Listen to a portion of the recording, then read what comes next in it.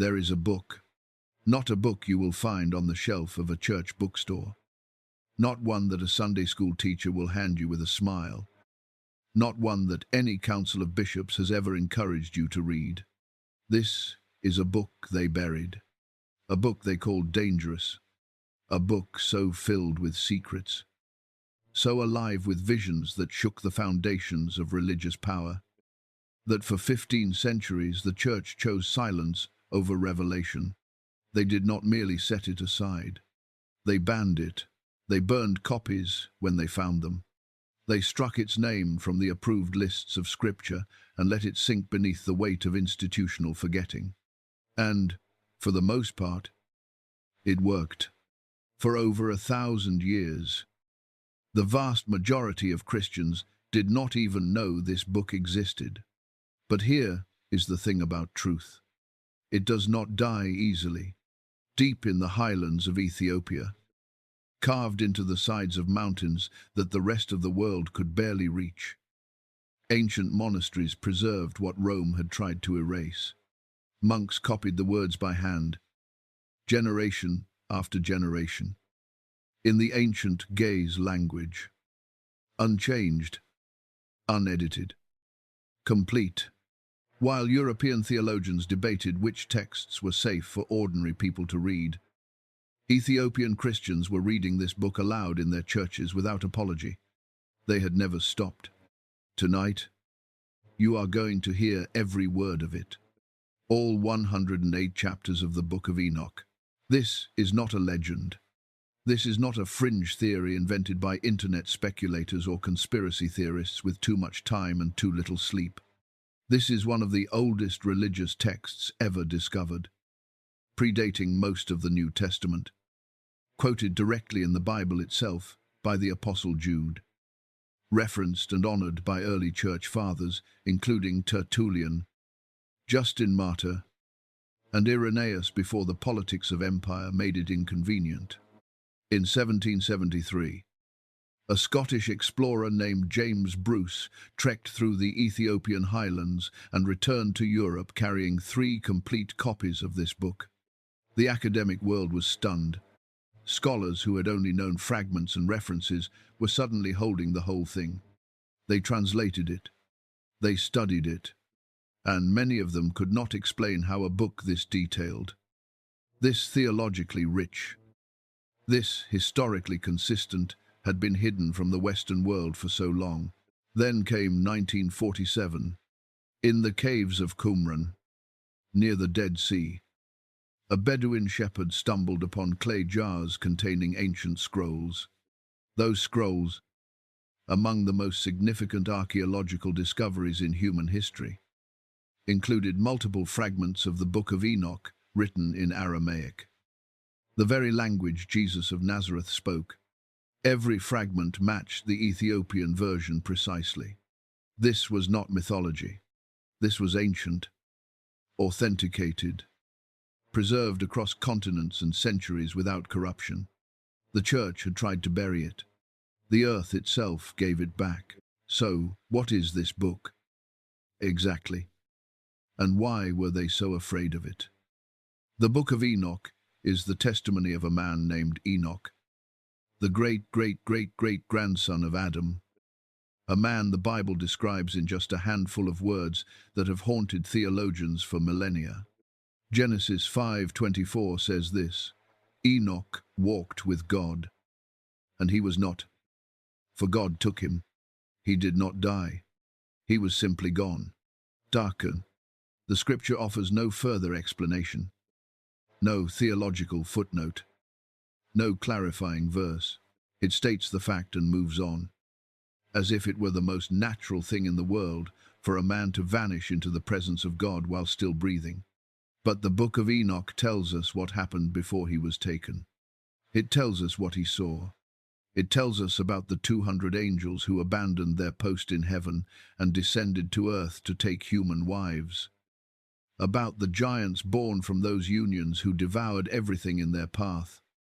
About the forbidden knowledge those fallen angels poured into human hands. And about the flood that followed when God could no longer bear what the world had become.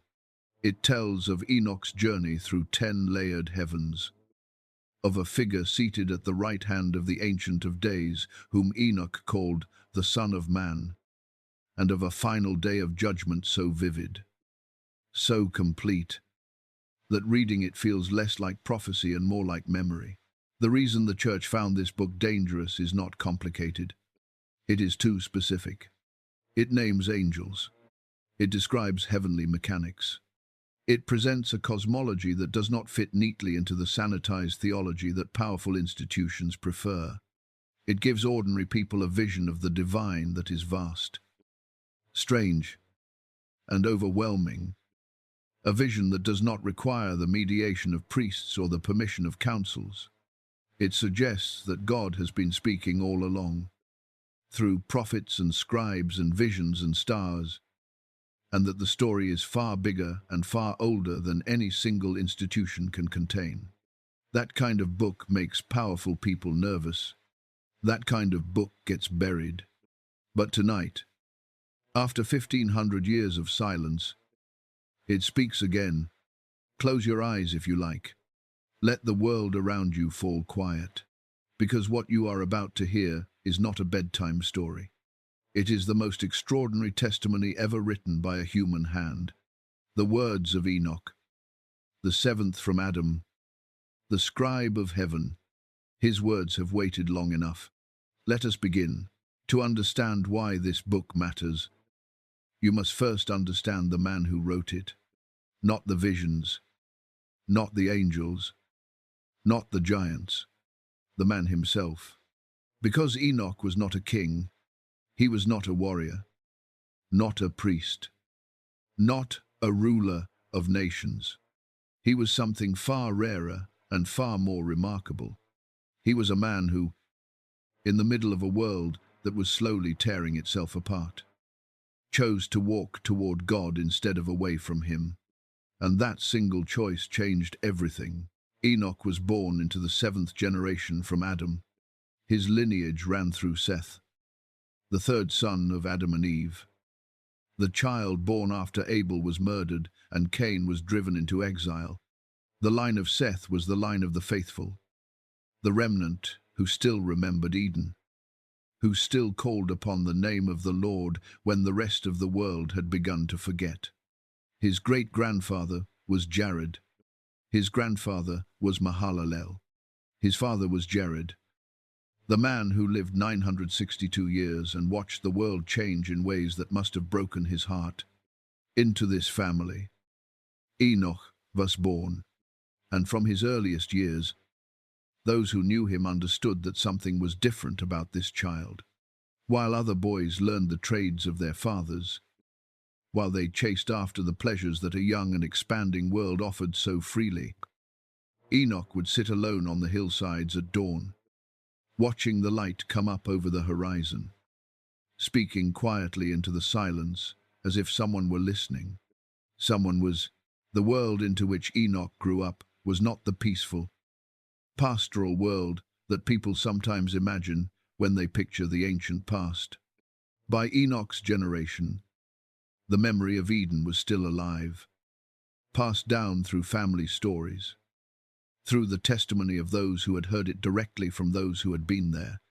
But memory alone is not enough to hold a civilization together. The line of Cain had built cities. They had developed music, metalwork, and agriculture, all good things in themselves.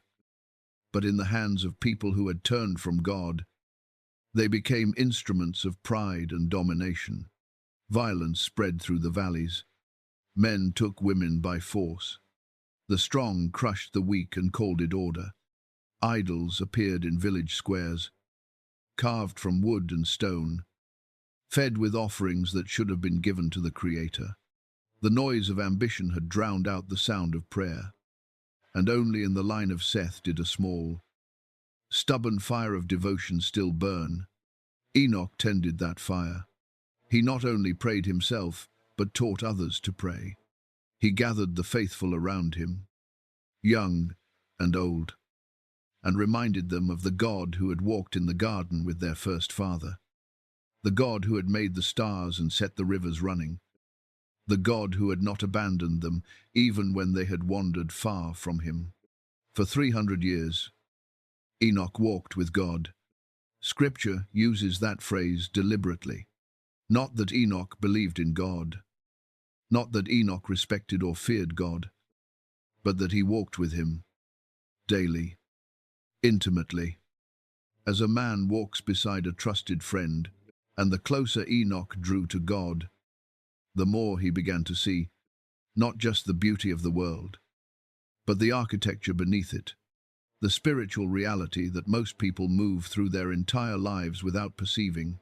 He began to understand that the world was not simply a stage on which human dramas played out, but a battleground, a place where forces of extraordinary power were at work, where choices made in one realm rippled through into another, where the faithfulness or faithlessness of individual souls had consequences that stretched beyond anything one lifetime could contain. God saw what Enoch was becoming. He saw the depth of his devotion, the sincerity of his seeking, the purity of a heart that had never stopped reaching upward. And one day, in the quiet of an ordinary morning, with the dew still on the grass and the sun not yet fully risen, God spoke to him with a directness and a weight that changed everything. Enoch, I have chosen you. You will see what no mortal has seen. You will write what no mortal has written, and your words will endure until the very end of time. From that moment, Enoch's life was no longer his own. He became the scribe of heaven, the recorder of righteousness, the man entrusted with the deepest secrets of creation. Angels descended to guide him through realms beyond human experience. Visions unfolded before his eyes with a clarity that left him weeping and trembling in equal measure. And he wrote everything down, not for his own glory, not to build a following, but because he had been commanded to, because the generations who would come after him would need these words, would need to know what had happened before the flood, and what was still to come after it.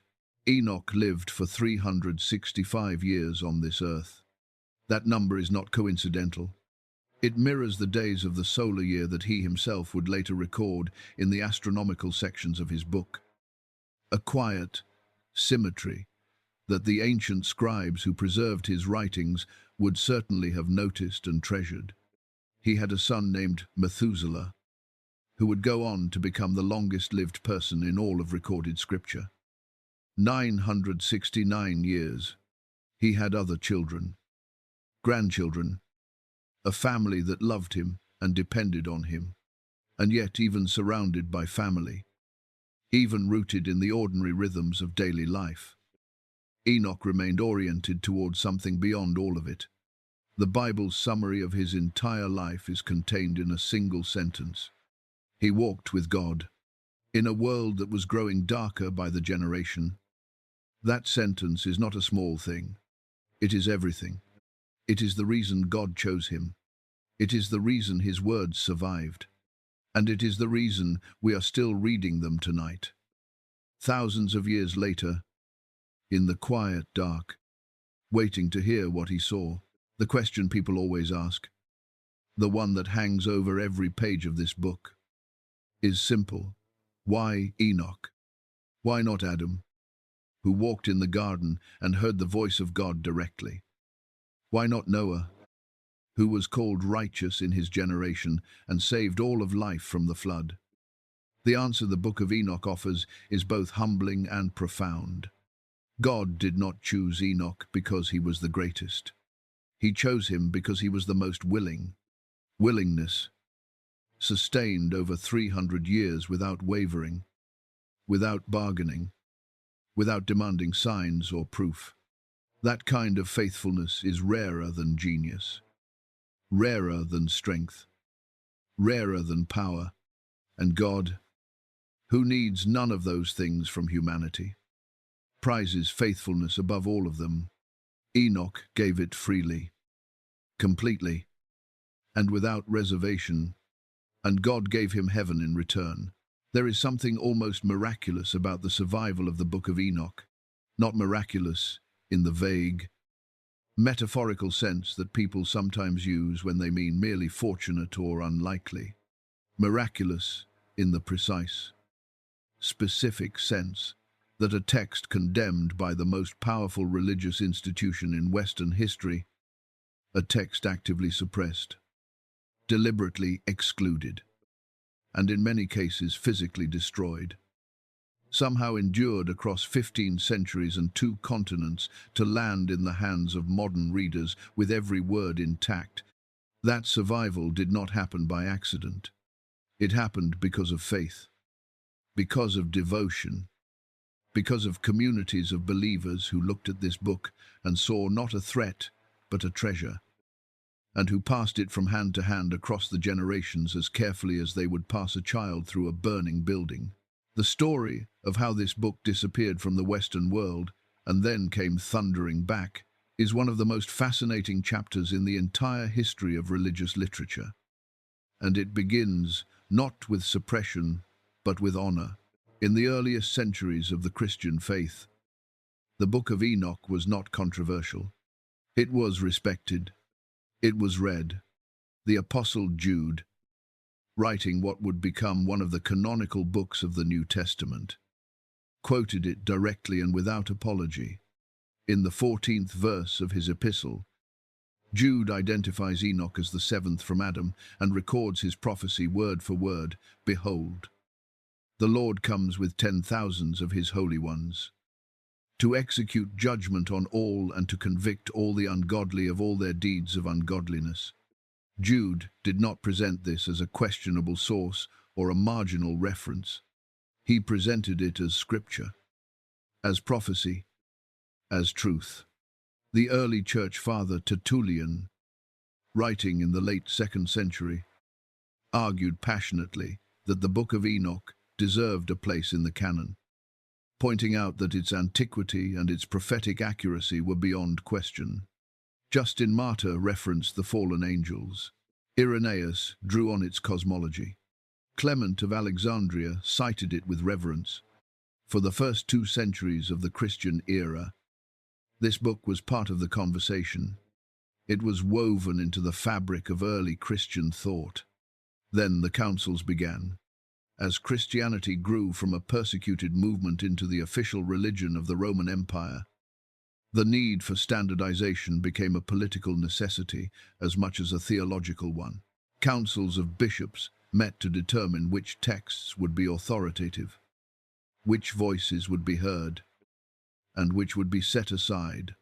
The Book of Enoch, with its vivid descriptions of fallen angels, its detailed celestial mechanics, its cosmology of multiple heavens, and its vision of a Messiah seated beside the Ancient of Days, was deemed too complex, too difficult to control, too likely to inspire questions that the institutional church was not prepared to answer. And so it was removed, not with fanfare, not with a dramatic public burning, but with the quiet, bureaucratic efficiency that institutions use when they want something to disappear without drawing attention to the fact that it is disappearing. In the West, it worked. By the 5th century, the Book of Enoch had effectively vanished from mainstream Christian awareness. Scholars knew it had existed. Occasional references in older texts pointed back to it like signposts leading to a road that had been closed. But for ordinary believers, for the vast majority of Christians living through the medieval centuries, the book was simply gone. It existed as a rumor, a name, a ghost haunting the margins of theological footnotes. But in Ethiopia, something completely different had happened.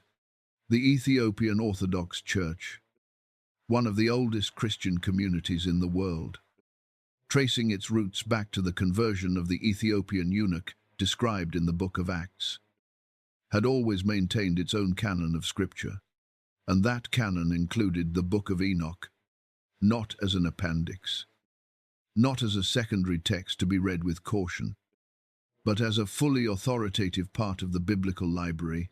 Ethiopian monks copied it by hand in the ancient Ge'ez language, the classical liturgical tongue that served their church the way Latin served Rome.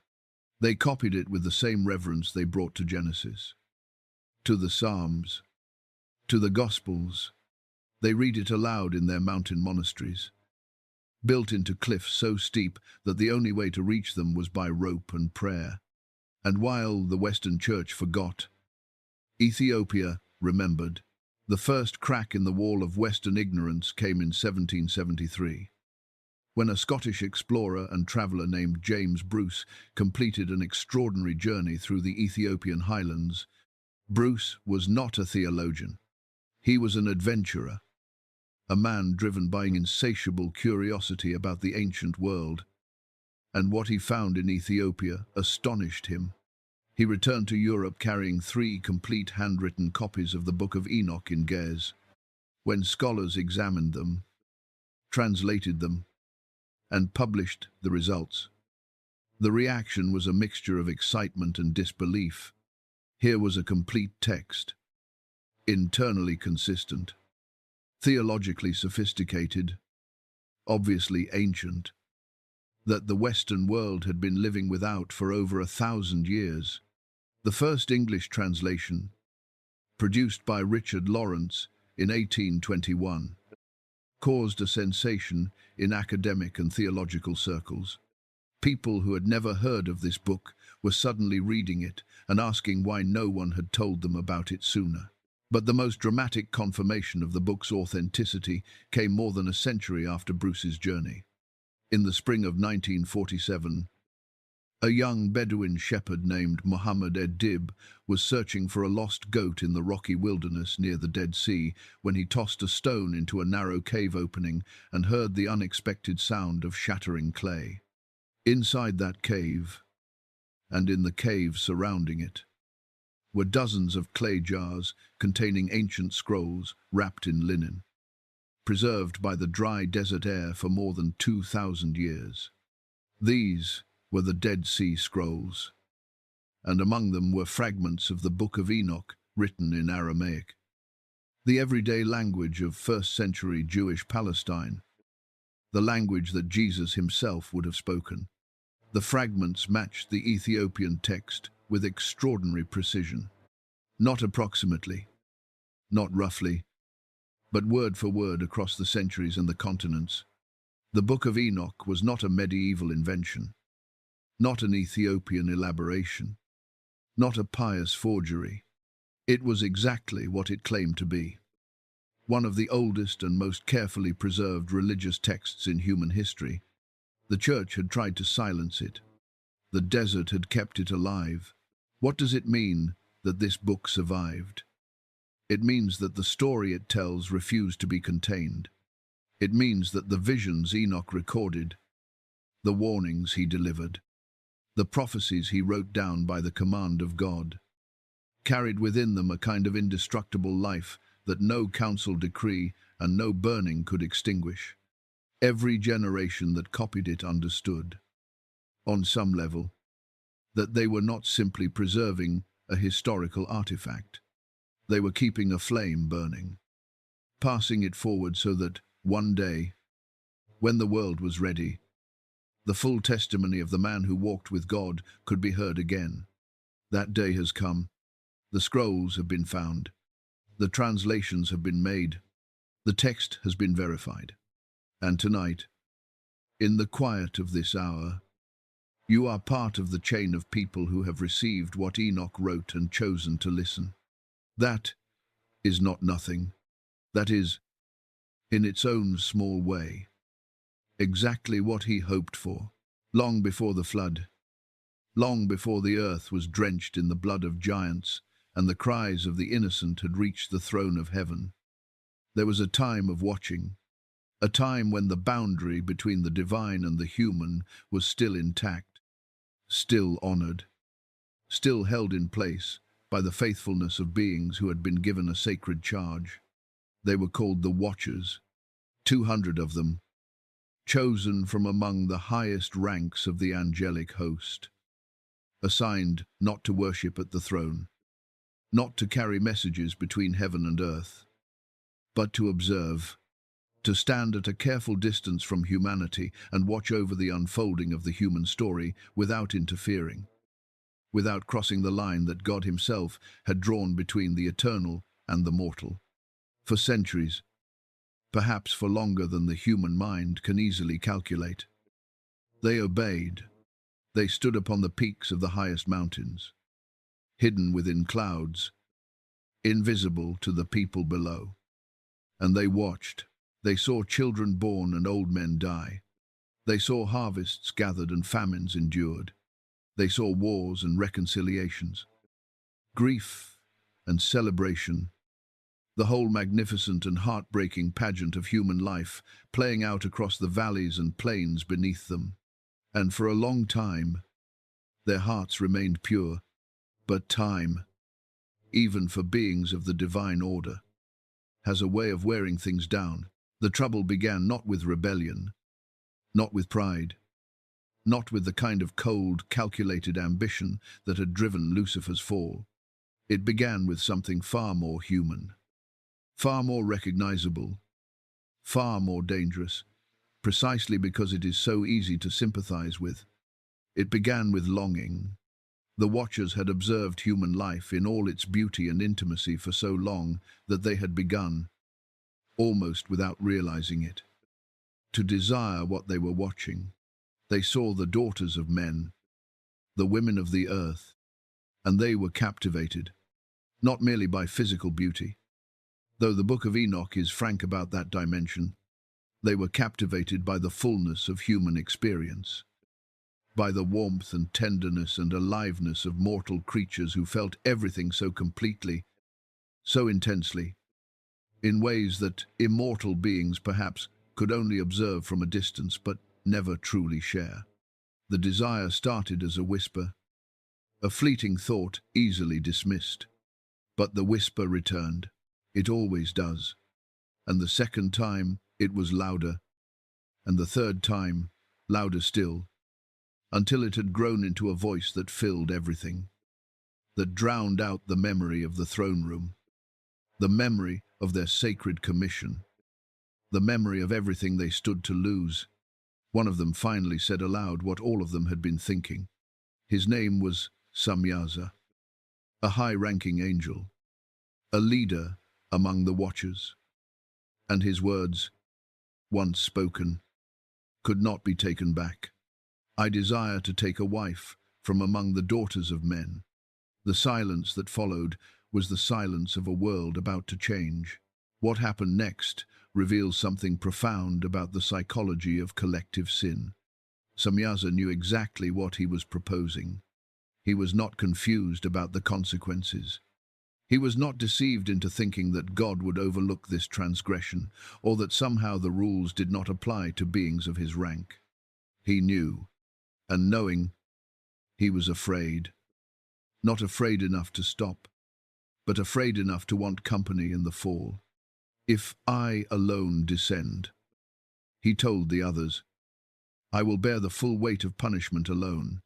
But if we all descend together, if we share in this sin, then we share in its consequences. None of us will face the judgment alone. It was a remarkable piece of reasoning, both shrewd and tragic. Shrewd, because it worked. Tragic, because the logic was entirely false. Shared guilt does not divide punishment.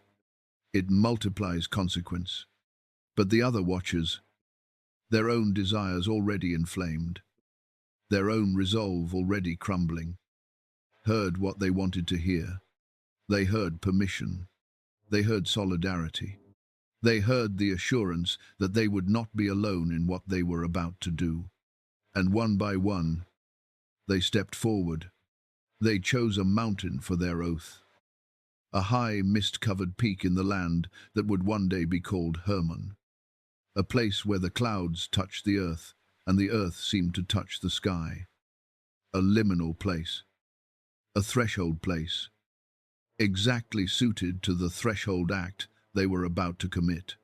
There, beneath the stars that they themselves had once helped to set in their courses, The 200 watchers stood in a circle. Each one placed his hand upon the shoulder of the one beside him, forming an unbroken chain of shared intention and shared guilt. And together they swore the oath that would seal their fate and alter the course of human history. The name Hermon itself, in the ancient Semitic languages, carries the weight of that moment. It means the place of the oath, but it could just as accurately be translated as the place of the curse. For the two, in this case, were the same thing.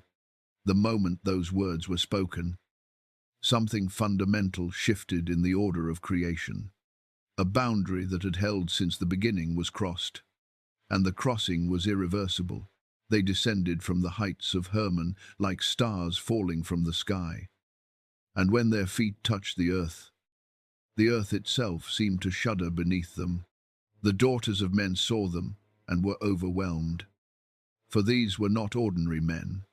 They were taller, stronger, more radiant than anything human, their eyes still carrying the reflected light of heaven, their voices resonant with the echo of eternity. The women did not resist. How could they? And the watchers took wives from among them, hundreds of unions between the divine and the mortal, each one a further tearing of the fabric that God had woven at the foundation of the world. From those unions, children were conceived, but the children that came were nothing like what the earth had ever carried before. They were the Nephilim, the fallen ones, the giants, and from the moment of their birth, the world would never be the same. Heaven had already begun to notice. The reckoning had already been set in motion. But first, the consequences would have to fully unfold, and they would be far worse than anyone, even the watchers themselves, had imagined possible. There is a detail in the Book of Enoch that tends to stop readers cold when they encounter it for the first time. The oath the watchers swore on Mount Hermon was not simply a promise. It was a binding curse, a mutual imprecation in which each angel called down destruction upon himself if he turned back. They locked themselves in. They removed their own exit. And that deliberate self-binding tells us something important about the nature of the fall that followed. This was not impulsive. This was not a moment of weakness that swept them away before they had time to think. This was a considered, collective decision made by beings of ancient intelligence who understood exactly what they were doing and chose to do it anyway. The Book of Enoch does not let us off the hook with a simple story of temptation and weakness. It presents us with something more unsettling, the spectacle of beings who knew the truth, who had stood in the presence of God, who had heard his voice and felt his glory, and who still chose desire over obedience. If that sounds uncomfortably familiar, it is meant to. When the Nephilim were born, the earth trembled. This is not poetic exaggeration. The Book of Enoch describes their arrival in terms that suggest something seismic, something that disrupted the natural order at a physical level, as if creation itself recognized that something had entered the world that did not belong. Their mothers cried out in agony during labor, for no human body was designed to carry such beings. The births were violent, prolonged, catastrophic, and when each child finally emerged, it was already the size of a grown man, its eyes open, its strength already monstrous, its hunger already impossible to satisfy. Within weeks they grew larger. Within months they towered over every living thing on the earth. Within a few short years, the largest of them could uproot ancient trees with a single hand, could crush stone as easily as dry clay, could wade through rivers that would drown a grown man as if crossing a shallow stream. They were creatures of impossible contradiction, carrying the strength and partial nature of angels but not the purity, carrying the will and appetites of humans but not the restraint or the conscience. They had the power to build worlds and the temperament to destroy them. And, Destroy them, they did. Their name, Nephilim, comes from the Hebrew root naphal, meaning to fall. They were the fallen ones, born from a fall, defined by a fall, destined to bring the world around them falling down as well. At first, humanity tried to accommodate them. This is perhaps the most heartbreaking part of the early Nephilim story. The way ordinary people attempted to find a way to coexist with something that was fundamentally incompatible with their survival. Villages offered tribute, bringing their best livestock, their largest grain stores, their most precious possessions to the giants in the hope that generosity would purchase safety. Entire communities redirected their agricultural output, planting larger fields, raising bigger herds, sacrificing their own comfort and security in an effort to keep the giants fed and therefore keep themselves alive. For a brief period, it seemed to work. The Nephilim, still young, still relatively contained in number, accepted the offerings and left the villages mostly intact. And humanity, with the desperate optimism that is one of the most defining characteristics of the human spirit, told themselves that perhaps this was manageable. Perhaps the giants would grow into protectors rather than predators. Perhaps the terrifying beings walking among them were simply a new and difficult feature of the world, like drought or flood, something to be endured and worked around rather than something that would ultimately devour everything. They were catastrophically wrong. The hunger of the Nephilim was not a practical problem to be solved with larger harvests. It was a spiritual condition, an expression of the void at the center of their being, the emptiness that came from being creatures of two worlds who belonged fully to neither. The Book of Enoch records what followed with an unflinching directness that is difficult to read even at this distance of thousands of years. When the tribute ran out, when the fields were stripped bare and the herds were gone, the Nephilim turned on humanity itself. They raided villages, tearing down walls that had taken generations to build. They stormed granaries and ate everything inside. They seized men and women and children with the casual brutality of beings for whom other living creatures had no intrinsic value. The text states it plainly. They began to sin against birds and beasts and reptiles and fish, and they devoured one another's flesh and drank the blood. Cannibalism, not as a desperate act of survival in extreme circumstances, but as a routine expression of appetites that had no boundary, no limit, no flaw. Mothers hid their children in mountain caves, wrapping them in silence and darkness and prayer, knowing that a single sound in the wrong moment could bring something over the hill that no human strength could stop. Fathers stood guard through the nights with weapons they knew were useless, choosing to die facing the darkness rather than have their families find them running from it. Entire communities abandoned their homes, leaving behind everything they had built, and fled into the most remote and inaccessible places they could find. But the Nephilim followed. The world was shrinking fast, and there was nowhere left to hide. Genesis 6:5 captures the result with devastating brevity. The Lord saw that the wickedness of man was great in the earth, and that every intent of the thoughts of his heart was only evil continually. The Nephilim had not merely caused physical destruction. They had poisoned the spiritual atmosphere of the entire world. What makes the Nephilim story so haunting is not simply the violence.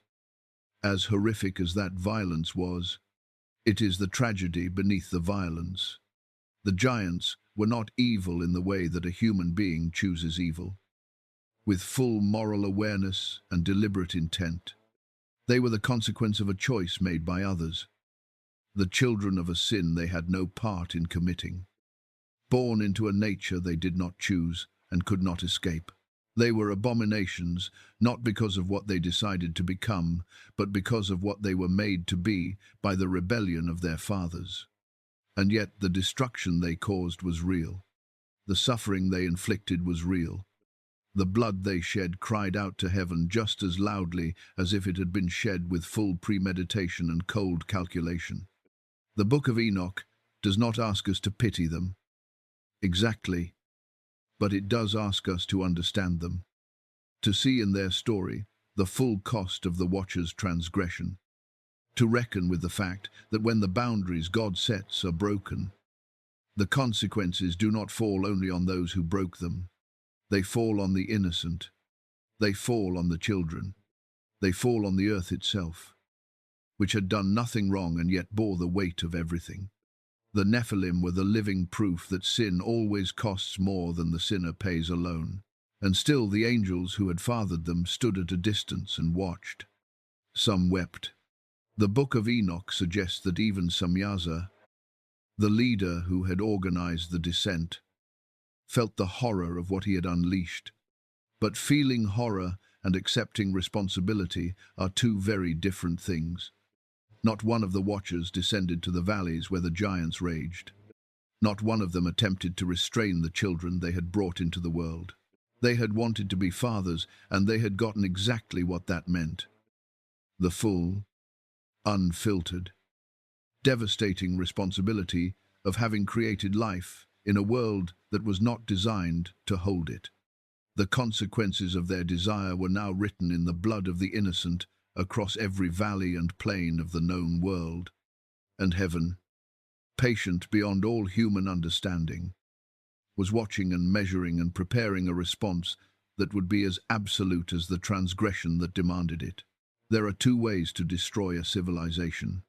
The first is through violence, through fire and blade and the brute force of conquest. The second is subtler, slower, and ultimately far more devastating. It is through knowledge given to people who are not yet wise enough to use it, poured into hands that have not yet learned restraint, handed over to hearts that have not yet been shaped by humility. The watchers understood both methods. The Nephilim provided the first, Azazel provided the second, and, between them, they dismantled the world with a thoroughness that mere physical violence could never have achieved alone. Azazel, whose name carries the haunting meaning of the scapegoat, the one upon whom guilt is loaded and driven into the wilderness, was among the most senior and most gifted of the fallen angels. He had stood close to the throne. He had been entrusted with knowledge that existed in heaven for specific purposes. Knowledge of materials, of force, of the mechanisms by which the physical world could be shaped and directed. And when he descended to earth, he brought all of it with him and gave it away freely, indiscriminately, with no consideration for whether the recipients were ready to bear it. He did not teach out of malice, at least not initially. He taught out of something closer to arrogance, the assumption that knowledge is always a gift, that more understanding is always better, that the barrier between what humans knew and what angels knew existed out of divine stinginess rather than divine wisdom. He was catastrophically wrong. The first and most immediately destructive thing Azazel taught was the art of war. Before his arrival, human conflict was ugly but limited. Men fought with their fists, with wooden clubs, with stones hurled from a distance. The injuries were serious, sometimes fatal, but the scale of killing was constrained by the crudeness of the tools available. Azazel changed that equation completely and permanently. He revealed the secrets of metalwork, not merely the copper working that humans had already begun to discover on their own, but the deeper art of iron, of smelting and forging and tempering, of taking raw ore from the earth and transforming it through fire into something that could hold an edge sharp enough to split a hair and hard enough to drive through bone without bending. He showed men how to build furnaces that burned hot enough, how to work the bellows that fed the flame, how to hammer the glowing metal into shape and quench it in water to set its hardness. Swords appeared in the world, then spears with iron tips, then shields and breastplates and helmets, and the whole terrible apparatus of organized warfare. The Book of Enoch records it with spare precision. Azazel taught men to make swords, knives, shields, and breastplates, and made known to them the metals of the earth and the art of working them. Within a generation, the nature of human conflict had been transformed. Disputes that had once ended with bruises now ended with deaths. Raids that had once been opportunistic and disorganized became campaigns, strategic, sustained, capable of wiping out entire communities. The strong no longer needed to negotiate with anyone. They simply equipped themselves and took what they wanted. And those who resisted were cut down with tools that had not existed in the world a single lifetime before. But Azazel did not stop with weapons. And this is where his teaching becomes even more insidious, because the second thing he taught seemed, on its surface, almost harmless. He turned his attention to the women, and he taught them the arts of adornment, how to grind minerals into fine powders to darken the eyelids and heighten the color of the lips, how to extract pigments from plants and stones for cosmetics that would enhance and alter the natural face, how to fashion jewelry from the metals he had already introduced, gold and silver hammered into delicate forms, set with gemstones cut and polished to catch the light, how to choose fabrics and arrange garments to maximize attraction. The Book of Enoch describes it precisely. He taught them about bracelets and ornaments, the use of antimony for the eyes, and the beautifying of the eyelids, and all kinds of costly stones and coloring tinctures. Read in isolation. This might seem trivial compared to the gift of iron weaponry, but the Book of Enoch treats both teachings as equally catastrophic. And for good reason. What Azazel did to the women, he also did to the men, just through a different mechanism. He replaced authenticity with performance. He taught human beings to relate to one another, not as souls made in the image of God, but as objects to be desired, displayed, and possessed. Vanity entered the world not as a personality flaw, but as a structured system. A technology of manipulation that turned beauty from a reflection of divine craftsmanship into a weapon as sharp as any blade. The other watchers followed Azazel's example, each contributing their own portion of forbidden knowledge to the growing catastrophe. Samyaza taught the arts of enchantment, the cutting and combining of roots and herbs to produce potions that could cloud the mind, bend the will, curse an enemy, or bind a person's choices without their awareness. Armoros taught the counterarts, how to break enchantments, ensuring that no one could feel safe and that the sorcerers would always have rivals to contend with, keeping humanity in a perpetual state of magical warfare. Barakel taught astrology, the reading of celestial movements, not as a testimony to the faithfulness of God, but as a system for predicting and controlling fate, convincing people that their destinies were written in the sky and therefore fixed, removing the foundation of moral responsibility. Kokabel revealed the constellations as omens. Ezekiel taught cloud reading for prediction rather than gratitude. Arakiel mapped the signs of the earth for power rather than understanding. Each revelation pulled humanity further from the orientation that sustained them, further from the recognition that all knowledge points back to the one who made the world, further from the humility that is the only context in which knowledge remains safe. The Book of Enoch's indictment is total and precise. All these things were forbidden, not because God wished to keep humanity ignorant, but because wisdom must precede knowledge or knowledge becomes a curse. They were given the tools of gods before they had learned to live as faithful human beings, and the world paid the price in blood. There is a reason the Book of Enoch singles out Azazel above all the other fallen watchers as bearing the heaviest share of responsibility for what happened. The others contributed to the corruption of humanity. But Azazel industrialized it. He did not merely introduce one dangerous idea into the world.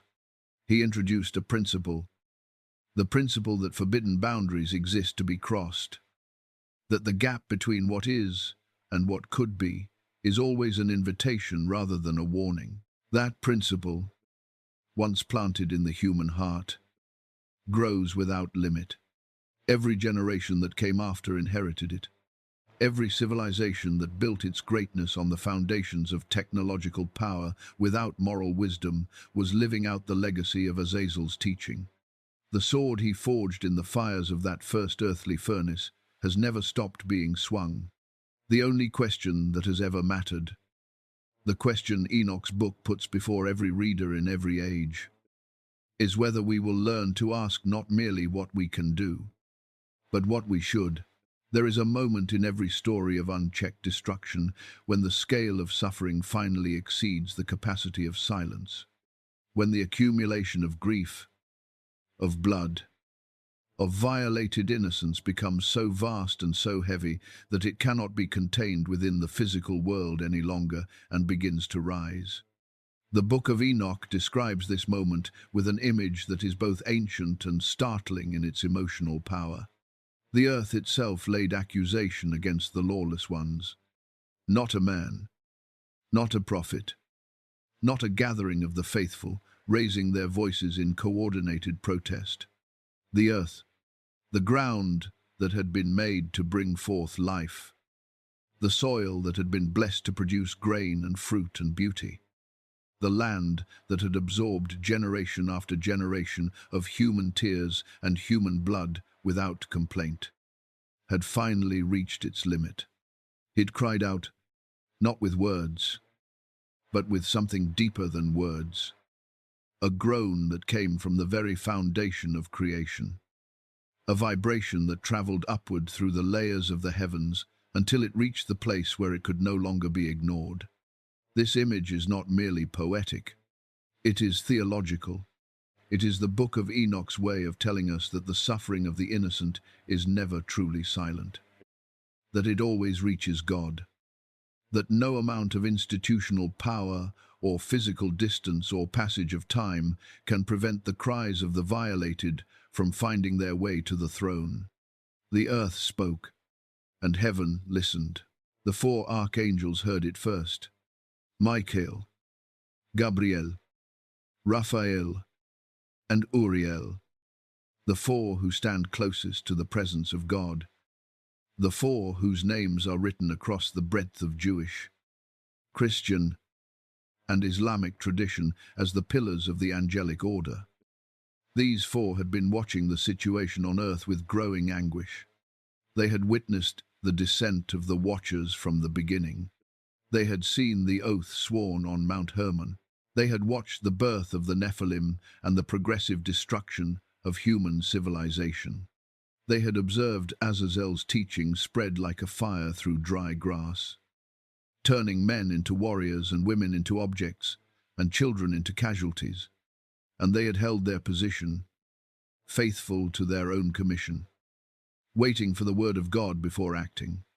But the earth's accusation broke the waiting. The 4 angels stood before the throne, and they spoke. Michael went first. His voice was the voice of a commander who has watched his people suffer long enough. Lord of lords, God of gods, King of kings, he said, you see what Azazel has done. He has taught every form of unrighteousness upon the earth. He has revealed the eternal secrets that were preserved in heaven. And because of him, men commit violence without end and without mercy. Then Gabriel, whose name means God is my strength, spoke of the souls of the murdered, the spirits of those who had died at the hands of the Nephilim, and the violence their existence had seeded into human society. Their blood is not avenged, Gabriel said. They cry out, and their cry has reached us. How long, Lord? How long before justice answers?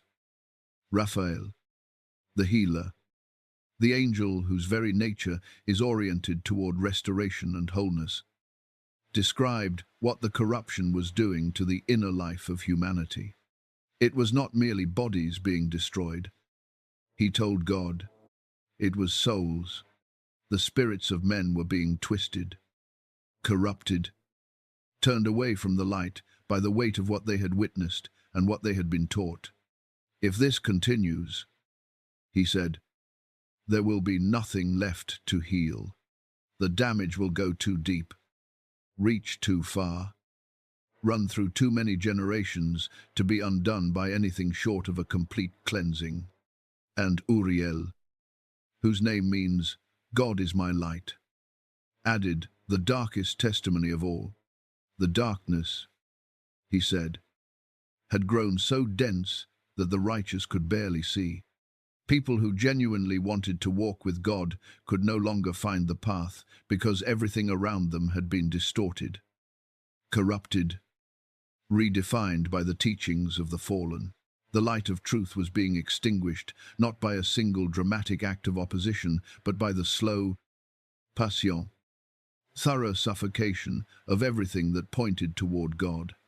If you do not act, Uriel told the throne, the light will go out entirely. There followed a silence in heaven, the kind of silence that carries more weight than any sound, not the peaceful silence of rest or the contemplative silence of worship, but the charged, electric silence of a decision being made. The silence before thunder, the held breath of creation waiting to see what would come next. And then the voice of God, calm, steady, absolute. He did not roar. He did not express surprise or outrage. For God is never surprised. He spoke with the measured certainty of one who has always known this moment would come and has been preparing for it since before the foundations of the world were laid. What followed was a series of precise, specific commands, each one assigned to the angel whose particular nature and commission made them the right instrument for that particular act of judgment. To Uriel, go to Noah, warn him, tell him what is coming. Instruct him to build the ark and prepare for the flood. To Raphael, go to Azazel, bind him hand and foot, cast him into the darkness of the desert of Dudael, cover him with jagged stones. Let him remain there until the day of final judgment, when he will be thrown into the fire. To Gabriel, go among the Nephilim, set them against one another. Let them destroy each other through their own violence. For they were born in sin, and by sin they shall end. And to Michael, the greatest commission of all, go to Samiaza and to all the watchers who joined him. Bind them beneath the hills of the earth for 70 generations. And, on the day of judgment, lead them to the abyss of fire, where they will remain forever. Each command was surgical in its precision. Each one matched the nature of the offense with a corresponding consequence. And each one was delivered not in anger, but in the tone of a judge who has heard all the evidence, considered every factor, and arrived at a verdict that is not only just, but inevitable. The reckoning had come, and it would be absolute. What the Book of Enoch preserves in this passage is something that every human heart, in every generation, has desperately needed to hear. That God sees, that the suffering of the innocent does not disappear into an indifferent universe, absorbed without acknowledgement into the cold machinery of a world that runs on power and appetite. That there is a throne, and before that throne every act of cruelty, every violation of the vulnerable, every abuse of the trust that living creatures place in one another is recorded and remembered and will one day be answered. The 4 archangels did not bring God information he did not already possess. They brought him the testimony of witnesses, the formal, spoken acknowledgement that the situation had reached the point where mercy without judgment would itself become a form of injustice. And God, who is both perfectly merciful and perfectly just, honored that testimony with action. The judgment was not a failure of grace. It was grace's other face.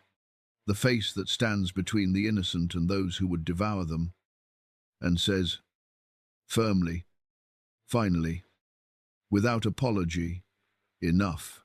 There are moments when heaven moves with the speed and finality of a verdict that has already been written. When the patience of God, which is longer and deeper than any human mind can fully comprehend, reaches its appointed end and gives way to action that is as swift as it is absolute. This was one of those moments. The 4 archangels had received their commands from the throne of God, and they moved with the purposeful certainty of beings who carry not their own authority, but the authority of the one who made everything that exists. There was no hesitation, no negotiation, no further delay. The judgment that had been building since the first watcher set foot on the slopes of Mount Hermon was now arriving with the full weight of divine justice behind it. Michael descended first, returning to the very mountain where the oath had been sworn. The mist-covered peak of Hermon, where 200 angels had once stood in a circle and bound themselves together in shared rebellion. There was a terrible symmetry to it. They had chosen that place to seal their fall. Now that place would be the site of their reckoning. As Michael stood upon the summit, his form blazing with the glory of the throne room, his wings stretched wide and edged with fire, his voice rang out across the earth, like the peal of a trumpet so vast it could be heard not just by human ears, but by every angelic being within the reach of creation. The watchers heard it, every one of them, wherever they had scattered across the earth, heard it, and they knew. Samyaza gathered the others. They came from the valleys where they had been living among the people they had corrupted, from the cities where their influence had taken root, from the high places where some of them had retreated as the consequences of their choices became impossible to ignore. They came because there was nowhere else to go. The chains of heaven, the Book of Enoch tells us, were not made of any earthly material. They were not iron or bronze or any substance that time could rust or sufficient force could break. They were forged from the authority of God himself, from the same creative power that had spoken light into existence and set the stars in their courses. Before that power, the strength of fallen angels was nothing. They fell to their knees as the chains descended, not because they chose submission, but because resistance was simply not possible. Some of them wept openly, their faces wet with tears that had been building since the moment they first realized that the desire they had nurtured on those mountain peaks had led them not to the intimacy they had craved, but to ruin.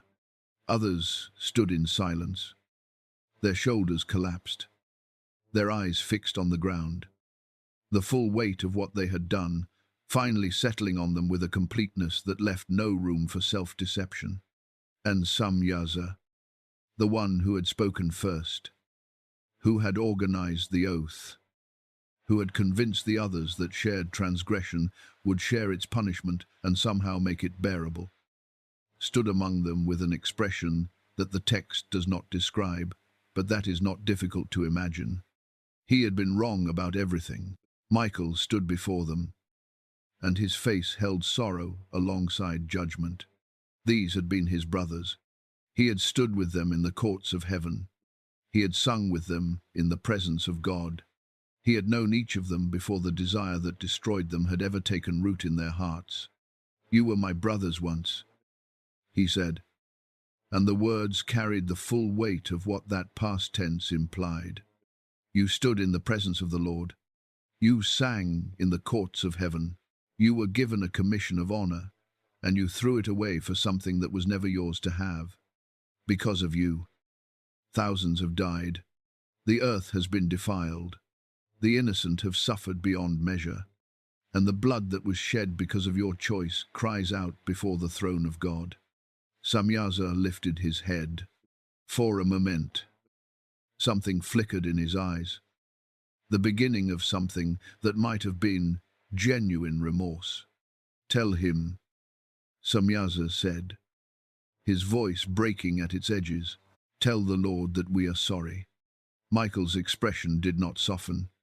You should have been sorry before you fell, he replied, and with that, the chains tightened.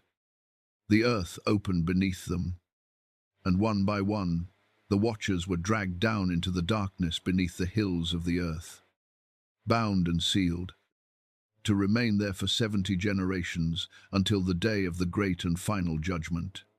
The ground closed over them. The mountain was silent, and the most ancient of all, the rebellions recorded in the Book of Enoch, passed from the surface of the world into the depths beneath it, where it would wait in darkness for the day appointed from before time began. Meanwhile, in the desert of Dudael, Raphael's commission was unfolding with a different but equally absolute finality. He found Azazel standing among the ruins of a village, surrounded by the evidence of the teachings he had spread so freely and so carelessly. Men armed with iron blades, slaughtering each other over resources that should have been shared. Women adorned in the jewelry he had taught them to desire, competing for the attention of men whose appetites he had also shaped. Azazel turned and saw the archangel approaching, and he attempted, briefly, to present his actions as a gift rather than a crime. I gave them knowledge, he said. I gave them power. I elevated them. Raphael's response was quiet but devastating. You gave a blade to a child and called it education, he said. You gave them tools they were not ready for, in a world that was not prepared for what those tools would become. Every sword forged from the knowledge you shared. Every life ended by those swords. Every family destroyed by that violence. Every generation poisoned by the vanity and the sorcery and the manipulation you poured into the world. All of it belongs to you. Azazel had no answer. The chains fell upon him, and Raphael cast him into a pit in the desert, deeper than any grave, darker than any night. Then the sharp stones rained down, covering him completely, sealing him in pain and darkness. Just as God had commanded, he would remain there until the fire of the final judgment claimed him forever. Above ground, Gabriel moved silently among the Nephilim, whispering into their hearts, planting seeds of suspicion and rivalry that their already volatile natures needed only the smallest encouragement to grow into open warfare. Within days, the giants were tearing each other apart with the same ferocity they had once directed at humanity. The earth shook under the weight of their battles. Their blood ran in rivers across the land, and one by one, they fell. When the last of the Nephilim fell and the last of the watchers was sealed beneath the earth, a strange and heavy quiet settled over the world. The violence was not entirely gone. The teachings of Azazel and the other fallen angels had already taken root too deeply in human culture to disappear with the removal of their teachers. The swords were still there. The sorcery was still practiced. The vanity was still worn on human faces and carried in human hearts. But the architects of the corruption were bound, and the most immediate and catastrophic expression of their rebellion, the giants who had devoured the earth, was over. What remained was a world that had been profoundly and permanently altered, the world that carried in its culture and its memory and its spiritual orientation the marks of what had been done to it. Noah was building his ark. The flood was coming, and the cleansing that God had promised would begin soon. But before it did, there was one more man who needed to be called, one more witness who needed to see everything that had happened and everything that was still to come, so that the testimony would be preserved and the truth would survive even the most catastrophic reset the world had ever known. Enoch was already waiting. There is a particular kind of loneliness that belongs to the faithful in faithless times. Enoch had lived with it for most of his life. He had watched the world around him sink deeper into the corruption seeded by the watchers and harvested by the Nephilim. He had prayed when others stopped praying. He had kept his face turned toward God when everyone around him had turned away. He had written down his visions and his warnings and passed them to his son and to anyone who would listen. And he had done all of this without any guarantee that it was making a difference, without any visible sign that the tide was turning, without any companion on the road except the presence of God himself. That presence, steady and sustaining, was enough. But one evening, as the light was failing over the hills where he had walked and prayed and watched the stars emerge one by one from the darkening sky, something changed. A point of light appeared on the horizon, small at first, the size of a distant star, but it moved, it grew, it descended, and within moments it had surrounded him completely. Warm and weightless and filled with a presence so familiar that Enoch's first response was not terror but recognition. He had felt this before, not with this intensity, not with this fullness, but the nature of it was unmistakable. This was the God he had walked with for 300 years, arriving in a form and a fullness that surpassed anything their daily communion had prepared him for. A voice spoke from within the light. "Do not be afraid. Enoch, you have been chosen. The Lord has called you to witness what no man has seen. You will ascend through the heavens. You will behold the mysteries of creation, and you will write down all that you see so that future generations may know the truth." Enoch felt himself rising from the ground. The earth fell away beneath his feet, shrinking rapidly until the valleys and mountains he had walked all his life were nothing but shadows below him. And then, nothing at all. And then the heavens opened around him like a flower unfolding in accelerated time. The first heaven enveloped him in motion and sound. Great winds moved through it in ordered currents, powerful but controlled, following paths that had been set for them at the beginning of the world. He saw storehouses, vast architectural structures built from some material that was neither stone nor light, but partook of both. And within them were the stored elements of weather, snow pressed into perfect crystalline forms, hail in quantities that would have buried mountains, rain suspended in vast banks of silver, mist gathered into fine curtains of translucent white. Angels stood guard at each storehouse, opening and closing gates with calm precision. According to a schedule Enoch could not read, but could feel was perfectly calibrated. "These are the treasuries," his angelic guide explained. "From here God sends rain upon the earth when the fields need it, snow when the earth needs rest, wind when the seasons need turning. Nothing arrives by accident. Everything is timed and measured and sent with intention."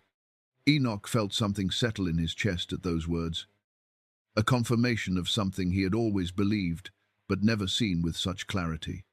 The weather was not chaos. It was care. The second heaven was quieter and darker, lit by a light that felt subdued, almost mournful. Here, Enoch saw angels standing in long, patient rows, not worshipping, not working, simply waiting. Their faces were turned toward the earth below, and each one held in their attention a vast awareness of human lives, the souls of those who had died and not yet been judged, held in a space between their earthly end and their eternal destination. The third heaven was divided with a sharpness that stopped Enoch in his tracks. On one side, a garden of extraordinary beauty, trees with leaves of hammered gold and fruit of every color, rivers of crystal water running through grass greener than anything the earth had ever produced, and souls dressed in white, their faces radiant, their voices raised in songs that seemed to be made of pure joy distilled into sound. On the other side, darkness, so complete it had texture, and rising from that darkness the sounds of anguish. Between the two, a boundary as absolute as the edge of a cliff, impossible to cross in either direction.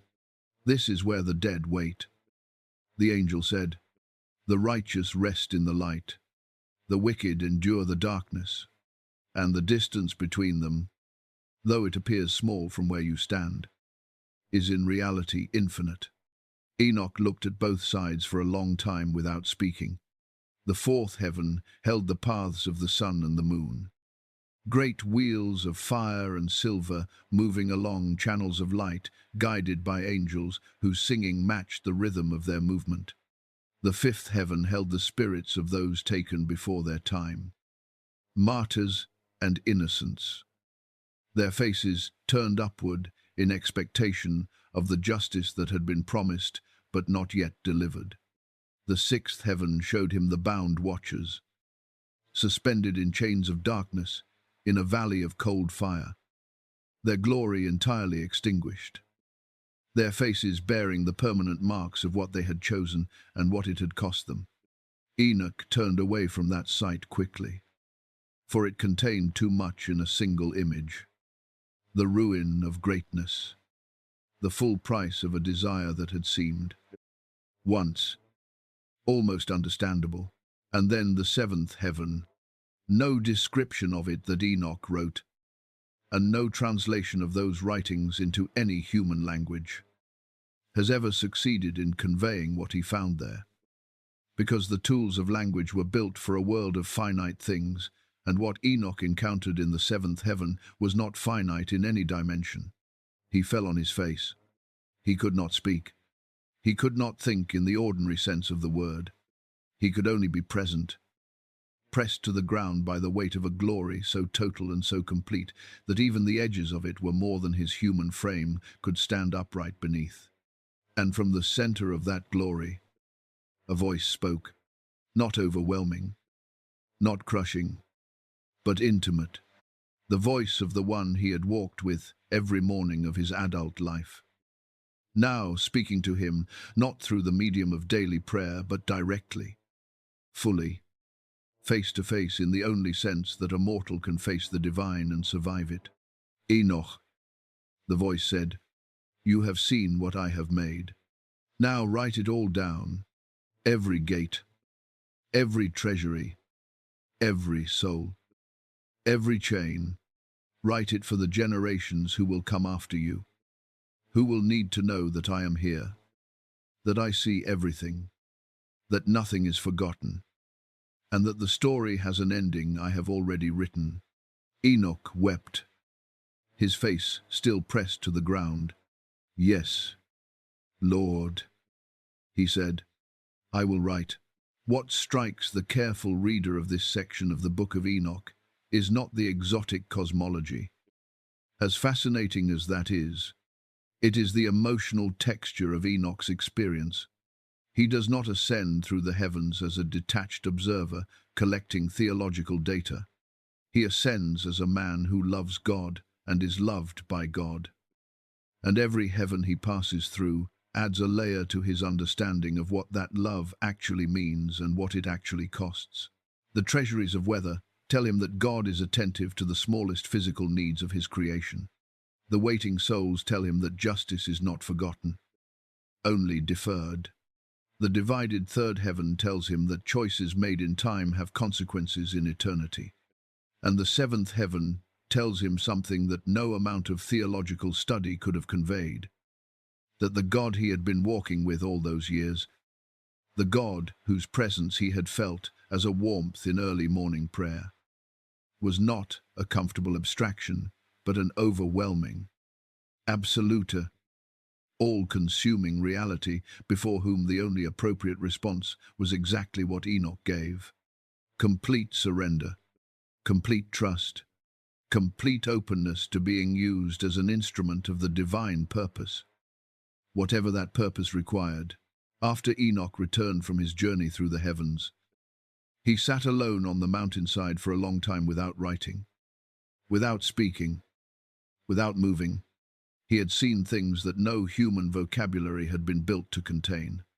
He had witnessed the ordered beauty of the celestial storehouses, the patient waiting of souls held between death and judgment, The terrible contrast of paradise and punishment, divided by a boundary as absolute as eternity itself.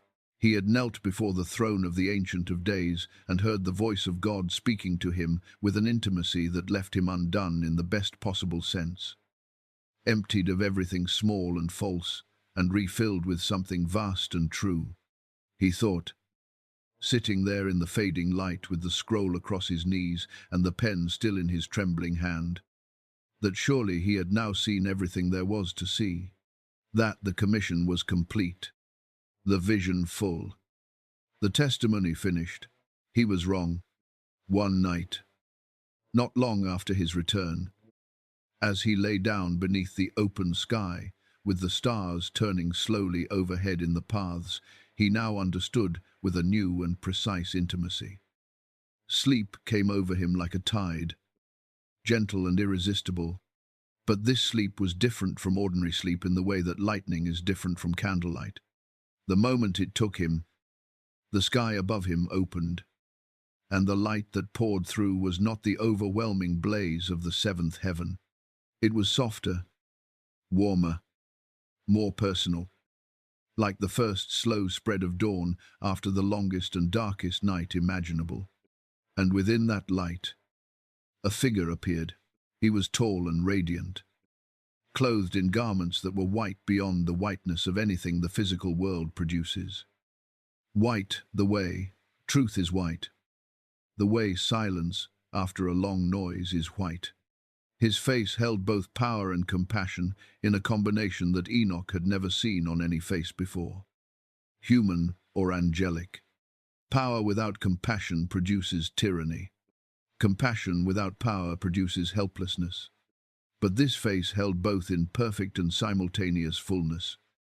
And the effect was something Enoch could not name, but immediately recognized as the thing the world had been missing since Eden.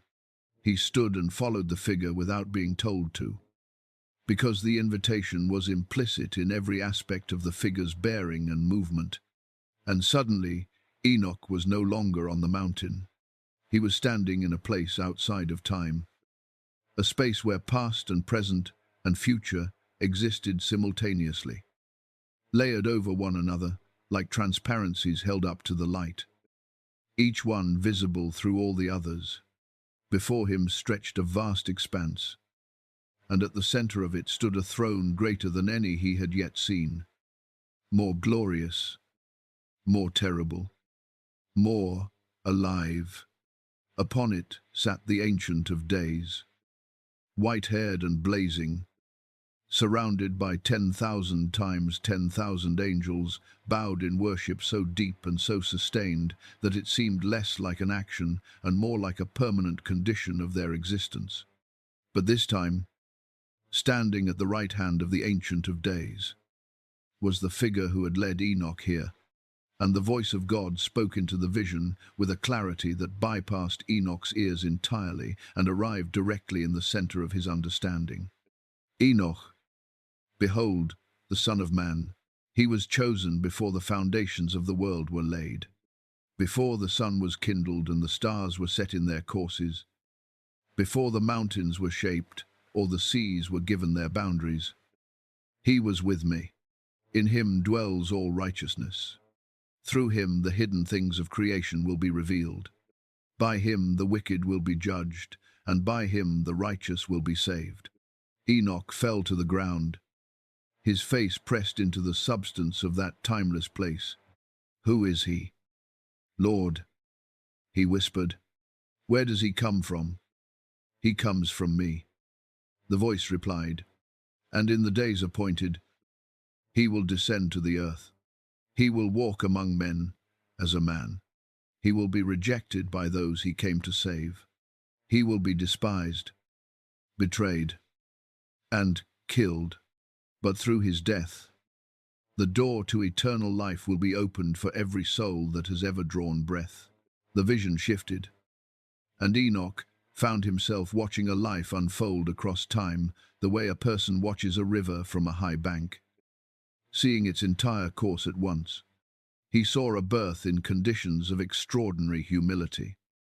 A child born not in a palace, but in a place meant for animals, wrapped in rough cloth, laid in a feeding trough. While above the place where he lay, the sky was doing something it had never done before and would never do again. He saw the child grow into a man who walked through dusty villages with 12 companions at his side, who touched the untouchable and healed them, who spoke to the outcast and restored them, who looked at the people everyone else had given up on and saw in them exactly what God had always seen. Image-bearers of infinite worth.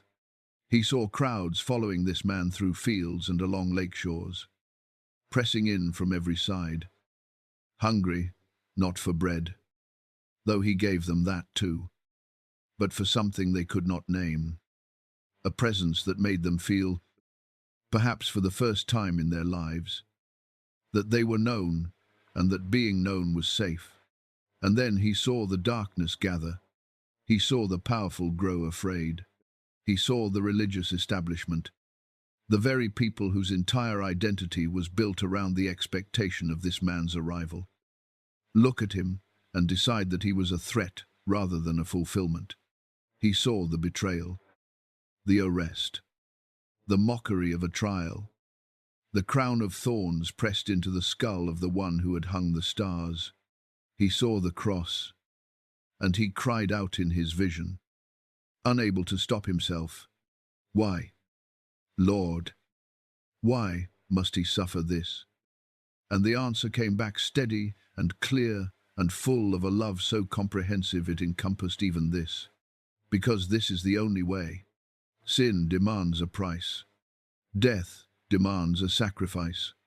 And only the one who is both fully God and fully man can pay what neither God alone nor man alone could ever cover.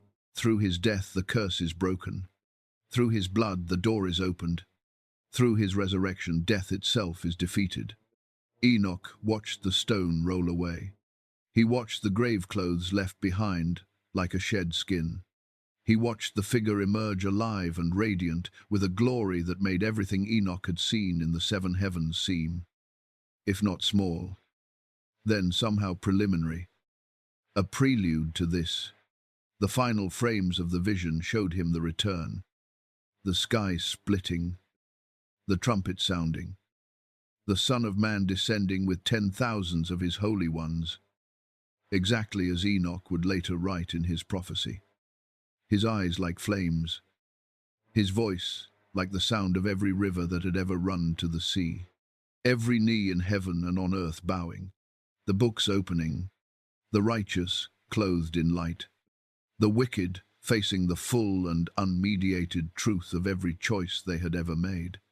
Enoch woke with his face wet and his heart burning, reached for his scroll with shaking hands, and began to write the words that would echo across millennia directly into the pages of the New Testament. I saw the Son of Man with the Ancient of Days, and all judgment was given to him. Blessed are those who trust in him, for they will inherit eternal life. Most people, when they think about the Book of Enoch, think about the fallen angels. They think about the Nephilim, about the binding of the Watchers, about the visions of judgment and the figure of the Son of Man seated at the right hand of the Ancient of Days. These are the dramatic centerpieces of the text, the passages that have captured imaginations and ignited controversies across centuries of readers. But tucked within the broader body of Enoch's writings is a section that receives far less popular attention and deserves far more. A section so precise, so technically detailed, and so theologically rich that scholars have spent entire careers unpacking its implications. It is called the Astronomical Book, and it is the record of what Enoch saw when the angel Uriel took him not to the throne room of God or to the valleys where the watchers were bound, but to the gates of heaven where time itself is measured and released. Uriel, whose name means God is my light, was the archangel assigned to the movements of the celestial bodies, the guardian of the rhythms that hold creation together. He had watched the stars turn since before the first human eye opened to look up at them. And he carried within his understanding a knowledge of the heavens that was not merely astronomical but devotional, not merely scientific but spiritual. When God sent him to show Enoch the mechanics of the sky, Uriel understood that he was not delivering a lecture in celestial navigation. He was revealing something about the character and the faithfulness of the one who had set all of it in motion. The first thing Uriel showed Enoch was the gates of the sun, 12 of them set in the eastern sky and 12 corresponding gates in the west, each one perfectly aligned with a specific point along the horizon, each one opening and closing according to a schedule so precise that not a single sunrise in the entire history of the earth had ever deviated from it by so much as a fraction of a moment. Every morning the sun entered through one of the eastern gates, travelled its appointed arc across the sky, and departed through the corresponding western gate at dusk. In the summer months it rose through the gates set toward the northern end of the horizon, and the days stretched long and warm. In the winter it rose through the southern gates, and the days shortened and cooled. Through the equinoxes it passed through the middle gates, and day and night balanced each other in perfect equality. Angels attended each gate, opening and closing them not by their own authority or according to their own schedule, but in precise obedience to the word of God, which had set those schedules before the first morning ever broke over the first landscape. Enoch watched this with a reverence that had nothing to do with the mechanics and everything to do with what the mechanics revealed. The sun did not rise because nuclear fusion happened to be occurring at a convenient distance from a habitable planet. The sun rose because God commanded it to. Every single morning, without exception, without variation, without the slightest evidence of fatigue or indifference, every sunrise was an act of faithfulness. Every dawn was a renewed promise. Uriel then showed him the moon, moving in its gentler and more complex cycle, waxing from a sliver of silver to a full blazing disk, and then receding again over the course of 29 days before beginning the whole cycle anew. The moon, Uriel explained, marks the months mark the seasons mark the years, all of it measured, all of it known, all of it held in the mind of God with the same completeness and the same care that he brings to the counting of the hairs on a human head. But it was the calendar itself that Uriel most urgently wanted Enoch to understand and record. The true year, as God had ordained it from the beginning, consisted of 364 days, not 365 as later civilizations would calculate, and not the lunar year of 354 days that many ancient cultures would adopt. 364 days, a number whose significance lies not in its astronomical precision, but in its theological structure. 364 divides perfectly by 7, producing exactly 52 weeks, which means that every year in the divine calendar begins on the same day of the week and ends on the same day of the week. And the Sabbath, the holy day of rest that God had built into the rhythm of creation from its very first week, falls on exactly the same calendar date every single year, without the drift and accumulation of error that plagues every human calendrical system ever devised. This was not a trivial detail. In the ancient world, the calendar was not merely a practical tool for scheduling agricultural activities. It was the structure of sacred time, the framework within which worship, sacrifice, feast days, and holy seasons were located and observed. If the calendar was wrong, the feast days fell on the wrong days. If the feast days fell on the wrong days, the worship offered on those days was misaligned with the heavenly reality it was meant to reflect.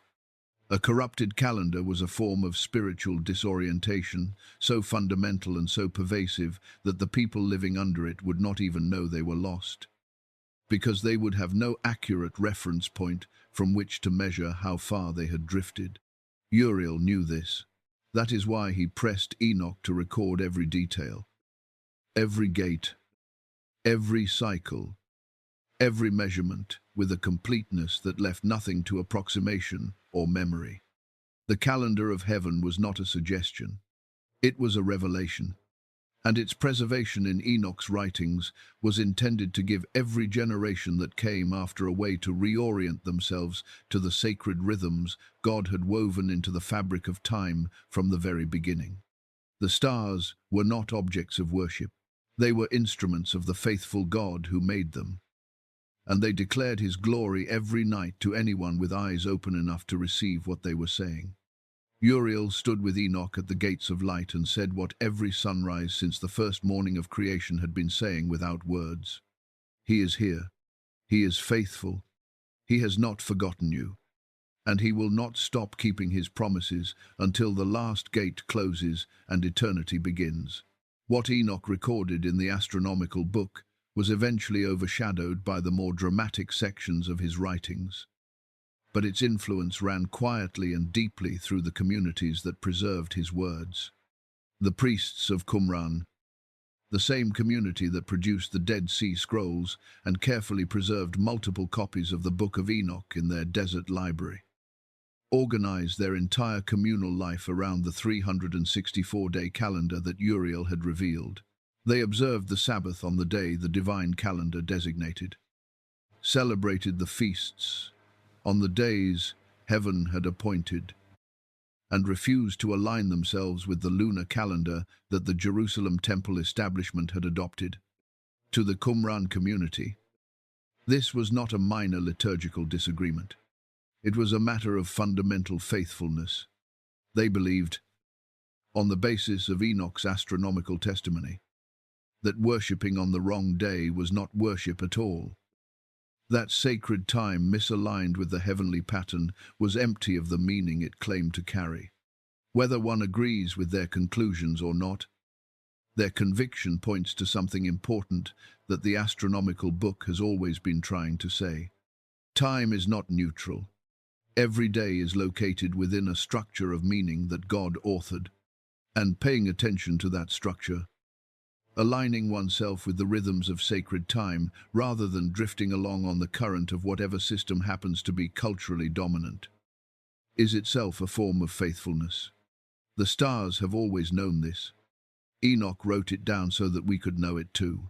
There is a particular kind of clarity that comes only in sleep, not the ordinary sleep of exhausted bodies surrendering to darkness, but the deep, charged sleep that carries within it a weight of meaning so concentrated that the dreamer wakes with the sense of having lived an entire lifetime in the space of a few hours. Enoch had experienced visions while awake, had ascended through the heavens with his eyes open and his body lifted from the earth. But now God chose a different medium. One night, as Enoch lay down to rest after a day of writing and prayer, sleep came over him with unusual speed and unusual weight, and the moment it took him, the world he entered was not dark or shapeless or arbitrary the way ordinary dreams are. It was vivid, structured, purposeful, and fast. He was watching history, not history as a sequence of names and dates and battles, not history as the kind of thing that gets carved into stone monuments by the victors to commemorate their victories, but history as God sees it. The whole arc of the human story, from its very first morning to its very last night, displayed before him in a single sustained vision of extraordinary symbolic density. And the symbols God chose were animals, not because the people and events of history were less than human, but because the animal form stripped away the particular and revealed the essential, because in the shape of a white bull or a red calf or a falling star, the meaning of a life or an age could be grasped whole, in an instant. In a way that pages of description might still fail to fully convey, the vision opened with the white bull, perfect, strong, singular, standing alone in a vast and luminous landscape, that needed no description because its quality of light communicated everything about it. This was Adam, the first human, formed from the earth and breathed into life by the direct action of God, placed in a garden where every good thing grew in abundance, and the presence of the Creator was as natural and as constant as the air.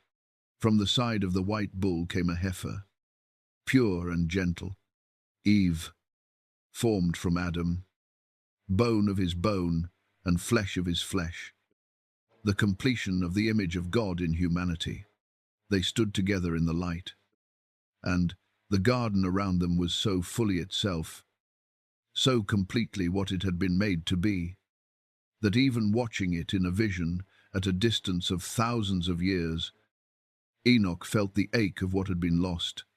Then the shadow appeared, not suddenly, not with any dramatic announcement of its own malevolence, but slipping into the scene with the practiced quietness of something that has learned that the direct approach rarely works, and that patience and subtlety are far more effective tools than force. A dark serpentine creature moved through the garden, and it spoke, and the white bull and the heifer listened, and they ate from the tree that had been set apart as the one boundary in an otherwise boundless gift. The light above them dimmed. The garden began its long withdrawal, and they were driven east, into a landscape of thorns and difficulty, and the knowledge of mortality that had not been part of the original design. Enoch watched this with a grief that had nothing academic about it, because he was not watching ancient history. He was watching the wound from which everything else in the vision would bleed. From the white bull and the heifer came two offspring, a red calf, fierce and restless from its first moments, its eyes already carrying something that did not belong in the world that had just been made, and a white calf, quieter, more attentive, its face turned toward the light with an openness that the red calf did not share. Cain and Abel. Enoch watched the red calf turn on the white calf with a violence that seemed to surprise even itself, seemed to release something that had been building since the moment the garden closed behind their parents. The ground opened and received the blood of the white calf, and the earth cried out in the same way it would cry out again much later, louder and with more voices. When the Nephilim had finished their work, the red calf was driven away, marked and wandering, too restless to rest and too guilty to stop. But from the line of the white bull, from the faithful remnant that ran through Seth and his descendants, a succession of white cattle continued through the generations, each one representing a patriarch who had kept the memory of God alive in a world that was working very hard to extinguish it. Enoch saw his own ancestors among them and felt the weight of that inheritance, the long chain of faithfulness that had carried the knowledge of God from the garden to his own generation, each link forged by someone who had chosen, in their particular moment of darkness, to keep their face turned toward the light. Then the dream darkened again. Enoch saw stars fall from the sky, brilliant and terrible, descending to the earth and taking on the forms of great shining beings who moved among the herds of cattle and took from among them what they desired, the Watchers, and from those unions came creatures that the dream rendered as enormous beasts, elephants and camels and donkeys of monstrous scale, each one representing a different tribe of Nephilim, different expressions of the same fundamental abomination. They moved through the herds with devastating appetite, and the cattle fled before them in terror, hiding where they could, crying out for help that did not immediately come. Enoch watched his own people in those fleeing herds and felt the full weight of what the Watchers' transgression had cost, ordinary human beings who had simply been trying to live their lives, grow their food, raise their children, and remember their God in a world that had suddenly become incomprehensibly dangerous. And then, in the dream, a single white bull stepped forward from among the scattered herds, He was different from the others in a way that was immediately visible. A quality of attention, of purpose, of alignment with something beyond himself. An angel descended and gave him instructions. The white bull began to build. This was Noah, and what he built would carry the seed of everything that mattered through the greatest catastrophe the world had ever known. The dream did not pause after Noah. It did not allow Enoch a moment to absorb the spectacle of the flood before moving forward. Because the flood, for all its apocalyptic scale, was not the destination of the vision. It was a transition, a cleansing between acts. The moment when the stage was cleared so that the next movement of the story could begin with at least the possibility of a fresh start. Enoch watched the waters recede with the slow patience of tides, obeying their ancient instructions. Watched the ark come to rest on a high mountain with the gentle finality of something that had completed the purpose for which it was made.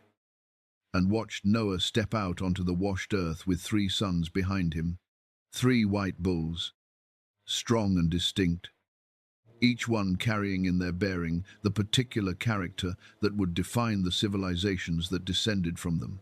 Shem, Ham, and Japheth, the roots of the nations that would eventually cover the earth with the full complexity of human culture in all its beauty and all its recurring tendency toward the same failures that had made the flood necessary in the first place. The cleansed earth did not stay clean for long. That is not a cynical observation. It is simply the honest testimony of the vision, and of every honest assessment of human history that has ever been made. The capacity for corruption is not environmental. It does not wash away with floodwaters. It is carried in the human heart. And the human heart was present on the ark. And it disembarked with everyone else when the ramp went down and the animals streamed out into the new world. Enoch watched the generations multiply. He watched the white cattle spread across the earth and gradually, almost imperceptibly at first, and then with increasing speed, begin to change color. Some remained white, holding to the ways of God with a faithfulness that persisted through the pressure of surrounding cultures and the slow erosion of memory. But many darkened. Red ones appeared, and black ones, and spotted ones of every combination, each change of color representing a drift away from the worship of God toward the worship of something else, toward idols of stone and wood, toward the celestial bodies that Azazel's teachings had turned from signs of divine faithfulness into objects of religious devotion in their own right. Whole nations turned entirely away.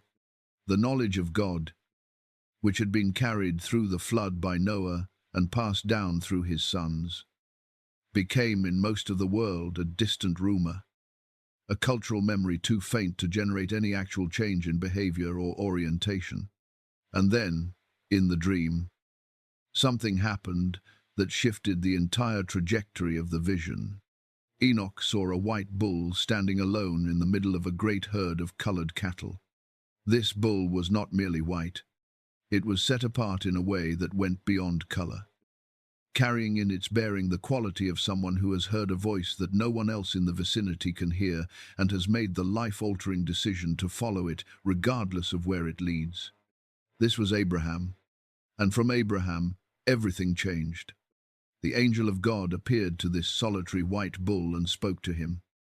And Abraham responded not with questions or conditions or negotiations about what the obedience being asked of him would cost, but with the simple, clean, world-altering movement of a man getting up and going where he was told to go.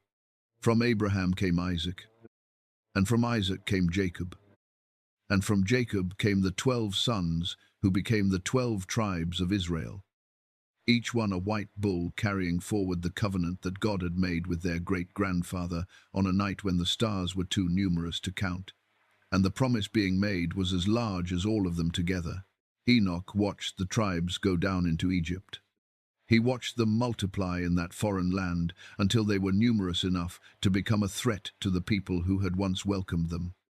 and he watched them enslaved, watched the brick-making and the whip and the slow grinding dehumanization of a people who had been promised a destiny that their current circumstances made seem like a cruel joke. And then he saw a single white bull rise up among them, not born to royalty in the ordinary sense, despite having been raised in a palace, marked from his very first moments by a deliverance that pointed toward the larger deliverance he would one day accomplish. Moses. The dream showed him standing before the rulers of Egypt, represented as wild dogs and wolves, calling down upon them the judgments of a God they refused to acknowledge until the cost of that refusal became more than they could bear. The sea parting, the people walking through on dry ground, the waters closing behind them over the army that had pursued them. Enoch watched all of this with the particular emotion of someone watching the fulfillment of a promise that had been made generations before he was born. The emotion of inherited hope finally arriving at its destination. He saw the mountain wrapped in fire and cloud. He heard the thunder of the law being given. He watched the tabernacle being built, that precise and beautiful dwelling place constructed according to the exact specifications of heaven so that the presence of God could live among his people in the middle of their wandering, traveling with them through the wilderness toward the land that had been waiting for them since before they existed as a nation. The dream moved faster through the judges and the early kings. Pausing significantly on a figure Enoch recognized immediately, even through the animal symbolism of the vision. A white bull crowned and seated on a throne. But more than crowned, anointed, set apart by God himself as a man after his own heart. David, and after David, the temple, Solomon's temple, that breathtaking achievement of human craft and divine design that represented the closest the ancient world ever came to a permanent dwelling place for the glory of God on earth. But the vision did not linger on the temple's beauty. It showed Enoch what came next. The kingdom dividing, the northern tribes drifting into idolatry, the prophets crying out in the wilderness of a culture that had stopped listening, and finally, the darkness of exile. The temple burned, the city broken, the people led away in chains, and then, at the very bottom of the vision's descent into shadow, a light, small at first, so small that Enoch leaned forward in the dream to see it more clearly. A lamb, entering the scene not with the power of a king or the authority of a judge, but with the gentleness of something that has come to give rather than to take, to heal rather than to conquer. The crowds gathered around the lamb. They were healed. They were fed. They were restored. And then the wolves and the lions and the birds of prey descended upon it. And the lamb was killed. And for a moment, the light went out entirely. But only for a moment. The lamb rose. And the light that came from it after the rising was not the same light that had preceded the dying. It was larger, warmer, more complete. A light that spread outward in every direction without stopping, touching every corner of the vision, transforming everything it reached. The transformed faithful in the dream were no longer cattle at all. They had become something else entirely. Radiant beings clothed in white. Their animal forms dissolved into the fullness of what they had always been meant to be before the fall, had narrowed the possibilities of human existence to something so much smaller than the original design. Enoch understood, without being told, that he was watching the resurrection. The moment when the long story of sin and redemption and patient divine faithfulness finally arrived at the destination it had been moving toward since the first morning of the first week of the world's existence. The dream ended there, not with an explanation or a summary, but with the image of those shining figures standing before the throne, and the Ancient of Days looking upon them with an expression that needed no interpretation. This was what the whole story had been for. When Enoch had finished recording the dream visions, When the last symbol had been interpreted and the last image committed to the scroll with as much precision as human language could manage, he set down his pen and sat in silence for a long time. The visions had been given to him in the forms that God chose, symbolic and sweeping and operating at a scale that encompassed all of human history in a single, sustained act of divine revelation. They were extraordinary. They were necessary. But Enoch understood, with the pastoral instinct of a man who had spent 300 years caring about the spiritual condition of the people around him, that something more was needed. Something that spoke not in the language of celestial allegory, but in the plain, direct, personal voice of a father addressing his children across the distance of time. Something that laid out the shape of history, not in the form of animals and stars and floods, but in clear, numbered, comprehensible units that even the most ordinary reader could hold in their mind and locate themselves within. And so, in what would become known as the Epistle of Enoch, he wrote, not as a visionary but as a teacher, not as a prophet receiving images from beyond, but as a man who had received those images and was now doing the patient, humble work of translating them into something useful for people who would never ascend through 10 heavens or stand in the presence of the Ancient of Days, but who still needed to understand the shape of the story they were living inside. The framework Enoch chose was 10 weeks, 10 great ages of the world, each one a chapter in the story that God had authored from before the foundation of the earth, each one moving the narrative forward toward the conclusion that had been determined before the first word of creation was spoken. The first week was the age of Enoch himself, the 7th generation from Adam, a time when righteousness still endured in at least a remnant of humanity, when the memory of Eden was fresh enough to generate genuine devotion, when the line of Seth still produced men and women who called upon the name of the Lord with sincerity and received his presence in return. The second week was the age of Noah, the great flood, the first end, the moment when the accumulation of sin and violence and corruption had reached a level that divine justice could no longer defer. And the cleansing came with a comprehensiveness that spared nothing except the one family whose faithfulness had kept the thread of the covenant intact through the darkest generation the world had yet produced. The third week brought Abraham, the solitary figure called out from among the nations to become the father of a people set apart, the one through whom the promise of redemption would find its human lineage. The man who believed God when belief required everything he had, and whose faith was counted to him as righteousness in a transaction that would reverberate through every subsequent generation of those who chose the same path. The fourth week was Moses, the law, the Exodus, the covenant formalized at Sinai in fire and thunder, the people of God given not just a promise, but a structure within which to live that promise out in daily, practical, embodied faithfulness. The fifth week was Solomon and the temple, the high watermark of Israel's national life, the moment when the abstract covenant between God and his people found its most magnificent physical expression in a building so precisely designed and so lavishly constructed that even its critics could not deny its beauty. The sixth week was the exile, the catastrophic consequence of the people's sustained and willful departure from the covenant they had been given, the burning of the temple, the scattering of the tribes, the long, painful sojourn in Babylon that was simultaneously judgment and purification.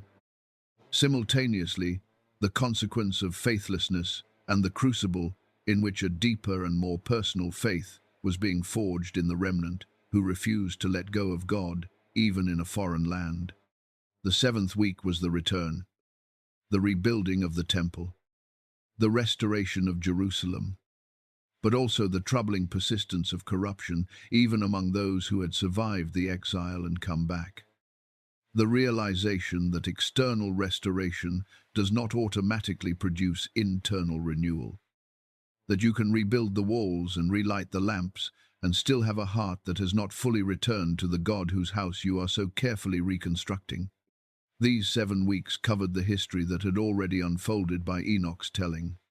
The remaining 3 weeks belonged to the future, to the ages that had not yet come, that his readers in every subsequent generation would find themselves living through and measuring themselves against.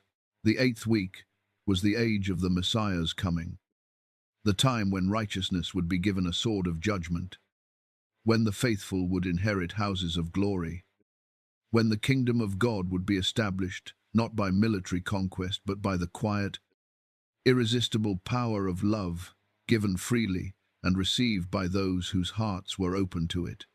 The 9th week was the age of proclamation, when righteous judgment would be revealed to the whole world, when the works of the wicked would begin their final unraveling, when the gospel of the kingdom would reach the ends of the earth and every human soul would have been given the opportunity to choose. And the 10th week was the end, the great eternal judgment, the passing away of the old heaven and the appearance of the new, the moment when the story that had been running since the first morning of the first week of the first age finally arrived at the destination God had always intended for it. Enoch wrote all of this with the calm precision of a man recording facts rather than speculations, because to him that is exactly what they were. He had seen the Son of Man at the right hand of the Ancient of Days. He had watched the dream vision of history unfold from Eden to the new creation. He knew how the story ended, and the 10 weeks were his gift to every reader who needed not just the ending but the map, the clear numbered sequence that showed exactly where in the story they were standing and what still remained to be written before the final chapter closed. What makes the 10 weeks framework so remarkable is not its prophetic accuracy, though that accuracy is difficult to dismiss once you have traced the correspondence between Enoch's weeks and the actual sequence of events in human history. What makes it remarkable is its insistence that history has a shape, that the chaos and suffering and moral confusion of human experience is not evidence of an absent or indifferent God, but evidence of a story in progress.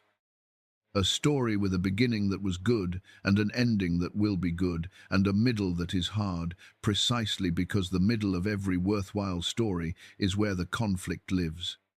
Enoch wrote the 10 weeks so that no one who read them would ever again be able to look at the darkness of their own moment in history and conclude that darkness was the final word. It never was. It never will be. The 10th week is coming. There is a moment in the Epistle of Enoch where the register shifts, where the prophetic voice that has been speaking in the broad, sweeping cadences of cosmic history suddenly pulls close, lowers its register, and begins to speak the way a father speaks to a child he loves and is about to leave. The visions are finished. The 10 weeks have been laid out. The shape of history from Eden to eternity has been mapped with as much clarity as human language can sustain. And now, Enoch sets down the role of prophet and picks up something older and more intimate. He becomes a teacher, a moralist, a man who has seen the judgment of God from the inside and now wants, with everything left in him, to make sure that the people he loves are standing on the right side of it when it comes.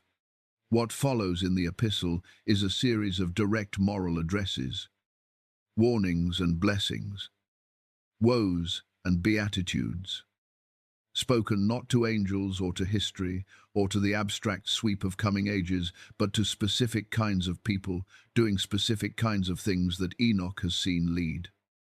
Again and again across the full panorama of human history, to destruction on one hand and to glory on the other. These passages are among the most personally confrontational in the entire book.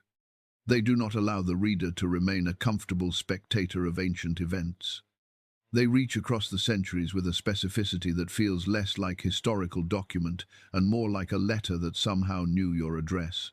The woes come first, and they are pointed with a precision that suggests Enoch was not speaking in generalities, but had particular patterns of human behavior in mind.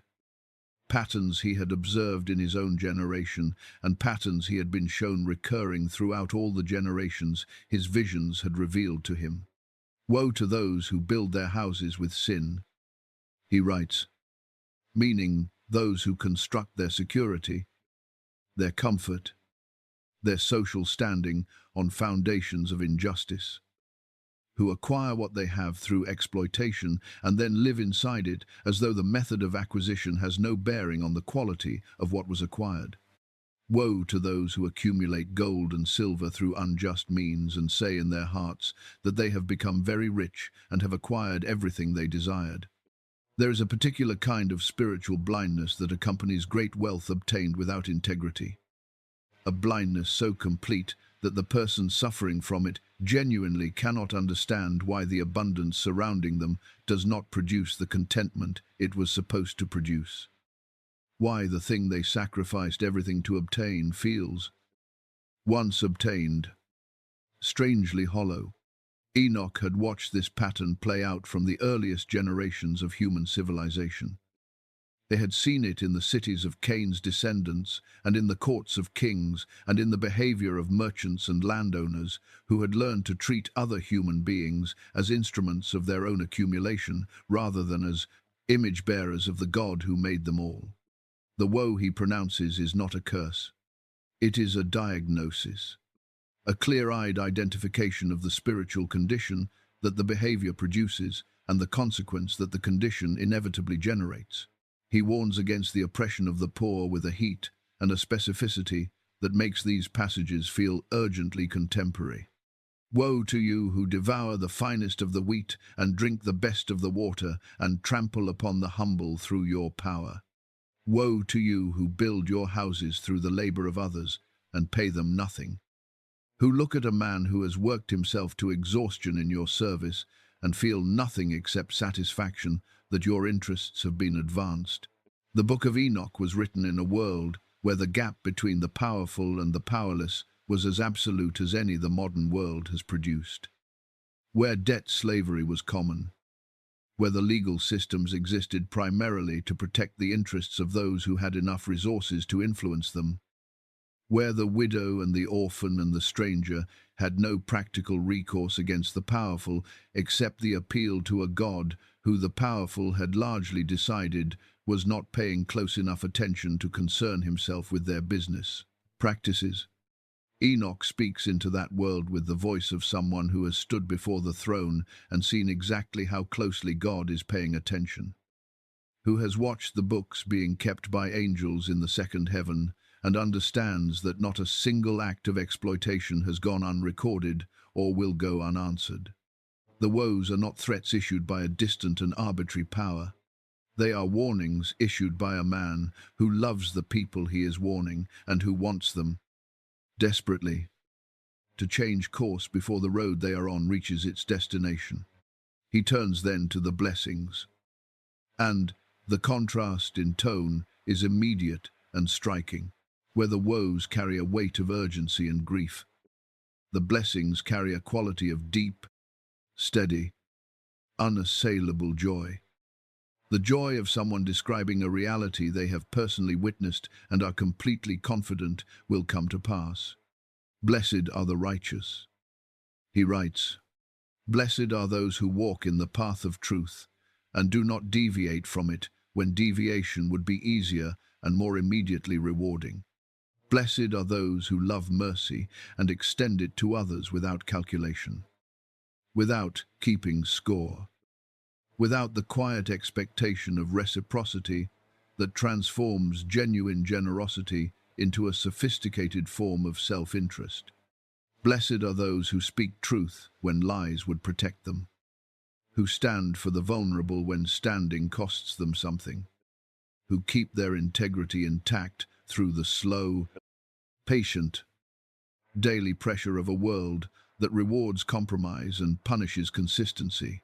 These blessings are not promises of earthly comfort. Enoch had seen too much of history to offer that particular false consolation. The righteous in his vision suffered. The faithful were often the ones who paid the highest earthly price for their faithfulness. The prophets were stoned. The innocent were crushed. The people who refused to bow to the prevailing corruption of their age were rarely rewarded for their refusal in any currency the world recognized as valuable. But Enoch had also seen the third heaven, the garden side, the souls dressed in white, whose faces carried a joy so complete and so undefended that it made every earthly suffering that had preceded it seem, in retrospect, not meaningless but proportionate, the necessary cost of something whose value infinitely exceeded it. They will shine like the stars forever, he writes. And the stars were not a casual metaphor for Enoch. He had seen them from the inside, had watched them move in their obedient courses through the gates of heaven, had understood them as the daily faithful testimony of a God who keeps every promise he has ever made. To shine like the stars forever was to be woven into the fabric of that faithfulness, to become part of the eternal testimony that the universe has been giving since its first morning to the glory and the goodness of the one who made it. Enoch closes this section of the epistle with words that have the quality of a final embrace, the last thing a loving parent says before a long separation, chosen with the full knowledge that these words may need to sustain the listener through more difficulty than either of them can currently see. Do not lose heart, he writes. Do not look at the prosperity of the wicked and conclude that God has made a mistake or changed his mind. The wicked prosper for a season. Their season ends. The righteous suffer for a season. Their season also ends. And what comes after it does not end at all. Hold fast. The accounting is coming, and it will be complete. When the flood receded and the earth emerged from beneath the waters, scrubbed clean of the violence and corruption that had accumulated across generations of human and Nephilim wickedness, there was a silence over the world that must have felt, to Noah and his family stepping out of the ark onto the wet and gleaming earth, like the silence of a new beginning. The giants were gone. Their enormous bodies lay buried under layers of mud and sediment that would eventually become the geological record, compressed and hardened into the evidence of a catastrophe that later generations would argue about but could never entirely explain away. The watchers were bound beneath the hills of the earth, sealed in the darkness of their punishment, their voices silenced, their influence removed from the surface of the world they had done so much to destroy. The air was clean, the sky was clear, a rainbow appeared and God spoke a promise into the new quiet. And the promise was a covenant, a formal, binding commitment that the particular form of judgment that had just occurred would not occur again. It must have seemed, standing there on the freshly washed earth, with that arc of color overhead and the sound of grateful animals finding their footing on solid ground, like the worst was definitively over. But something had been left behind, something that the floodwaters could not touch, because it had no physical form to be touched. The spirits of the Nephilim had not drowned with their bodies. They had simply become something else, something that the world would spend the rest of its history learning to reckon with. The Book of Enoch addresses this directly and with a theological precision that sets it apart from every other ancient text that attempts to explain the origin of malevolent spiritual beings. The Nephilim were hybrid creatures, born from the union of the divine and the human, belonging fully to neither category, and therefore, when they died, having no natural destination in the spiritual geography of the cosmos, human souls, when they departed the body, went to the place Enoch had seen in the third heaven, the divided space where the righteous rested in light and the wicked endured darkness until the day of final judgment. But the Nephilim were not fully human. Their angelic inheritance meant that the ordinary spiritual pathways available to human souls were not available to them. They could not ascend, because they had never belonged to heaven. They could not rest in the earth, because they were not fully mortal. They existed in a condition of permanent displacement. neither here nor there, neither fully in the physical world nor fully free of it, wandering across the surface of the earth in a state of restless, homeless, furious grief, and that grief quickly became malevolence. The Book of Enoch records their condition with a stark and haunting clarity. The spirits of the giants afflict, oppress, destroy, attack, do battle, and work destruction on the earth. They take no food, but nevertheless hunger and thirst, and cause offences. These were not neutral or indifferent presences. They were active, intentional, purposeful in their destructiveness, driven by appetites that the death of their physical bodies had not extinguished, but had simply liberated from the constraints of physical form. What made these spirits particularly dangerous was the combination of knowledge and grievance they carried. They had lived in the world as physical beings. They had experienced human culture from the inside, had learned its vulnerabilities and its weaknesses, had seen firsthand what made human beings susceptible to fear, to pride, to lust, to the particular forms of self-destruction that the fallen angels had originally seeded into human society through their forbidden teachings. And they carried a grievance against humanity that was as irrational as it was ferocious. In the tortured logic of beings who had been created through no choice of their own and destroyed through no fault they were capable of acknowledging, the humans were responsible. If the daughters of men had not attracted the Watchers would not have descended. If the Watchers had not descended, the Nephilim would never have been conceived. If they had never been conceived, they would never have lived their brief, violent, anguished existences, and then been left to wander the earth in this condition of perpetual displacement and perpetual hunger. The logic was false in every particular. But grief rarely submits to accurate reasoning. And what animated these spirits was not reasoning but rage, the deep, structureless, undirected rage of beings who had been cheated out of the possibility of becoming anything other than what they were. The Book of Enoch records a conversation in which Enoch asks the archangels why God allows these spirits to remain active in the world rather than binding them as he had bound the Watchers. The answer is sobering in its honesty. The spirits of the Nephilim would remain as a test, a refining fire, a pressure against which the faithfulness of human beings would be measured and strengthened. Those who called upon the name of the Lord would be shielded. Those who turned away would fall under the influence of these wandering presences and find in them a mirror of their own unaddressed darkness. The demons, for that is what the tradition would eventually call them, were not an oversight in the divine plan.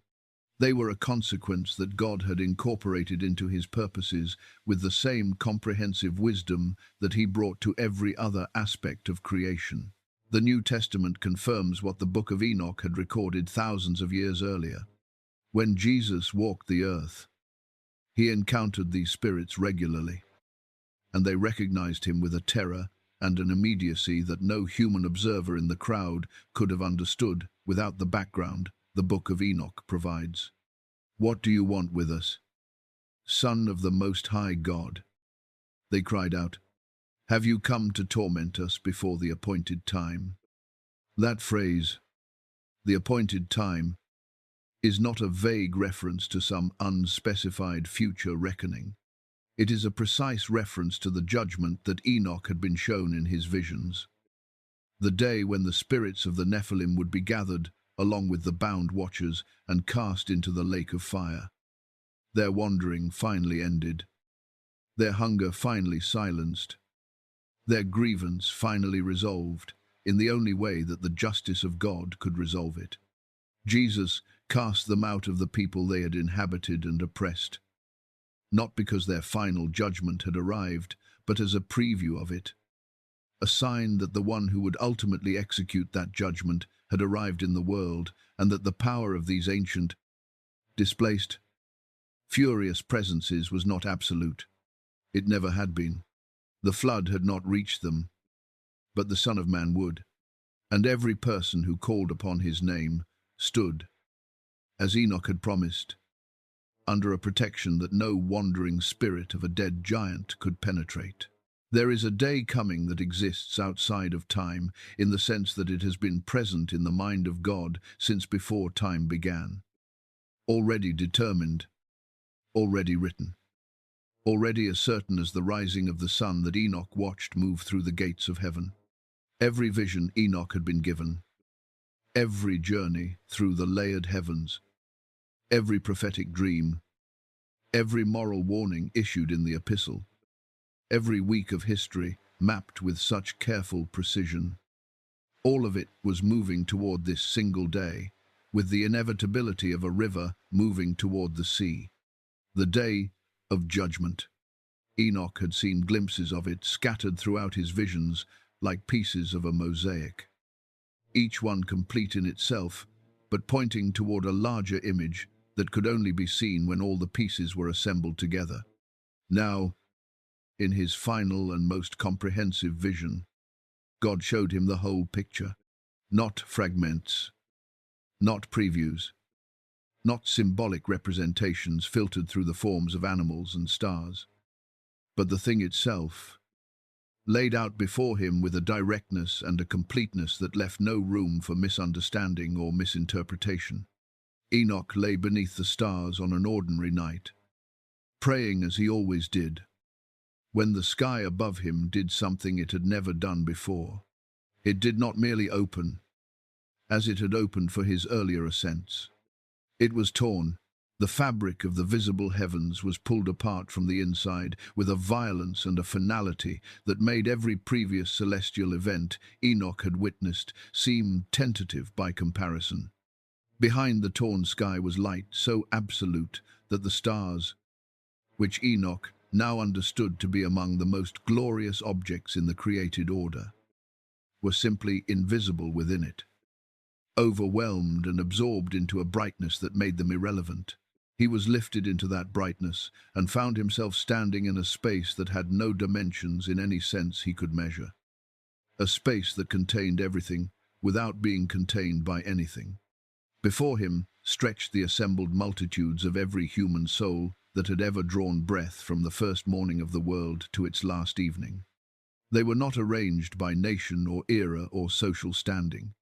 They stood simply as themselves, stripped of every identity that the world had assigned them and every identity they had assigned themselves, present before the throne in nothing but the truth of what they had chosen across the full length of their lives. Kings stood beside the beggars they had ignored. Generals stood beside the civilians their wars had killed. Priests stood beside the people their corruption had driven away from God. The powerful and the powerless, the celebrated and the forgotten, the ancient and the recent, all of them standing together in a quality so complete and so absolute that it was itself a form of judgment. The final dissolving of every hierarchy and every privilege that human beings had constructed to protect themselves from the accountability that this moment represented. The throne at the center of everything was beyond any description that Enoch had available to him, and he was honest about that limitation. He did not reach for inadequate metaphors or settle for approximations that would give the reader a false sense of having understood something that exceeded understanding. He simply recorded its presence and its quality, the sense of absolute authority it carried, the way everything else in the vision organized itself in relation to it, the way iron filings organize themselves around a magnet, drawn into pattern and order by a force whose nature they cannot resist. Upon the throne sat the Ancient of Days, just as Enoch had seen him in the seventh heaven.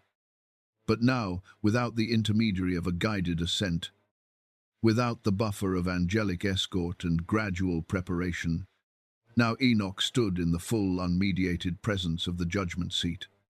And the experience was as different from his earlier vision of the throne as standing at the base of a waterfall is different from seeing a picture of one. The Son of Man stood at the right hand of the Ancient of Days, And it was he who spoke first. His voice carried both the gentleness that Enoch had seen in the vision of the Messiah, walking among the people, and the authority of the one to whom all judgment had been committed by the Father before the foundations of the world were laid. He turned first to the righteous, and what he said to them has been recorded in words that Enoch wrote down and that later appeared, with only the most precise and necessary adjustments for their new context, on the lips of Jesus of Nazareth in the Gospel of Matthew, "You who are blessed by my Father, inherit the kingdom prepared for you from the foundation of the world."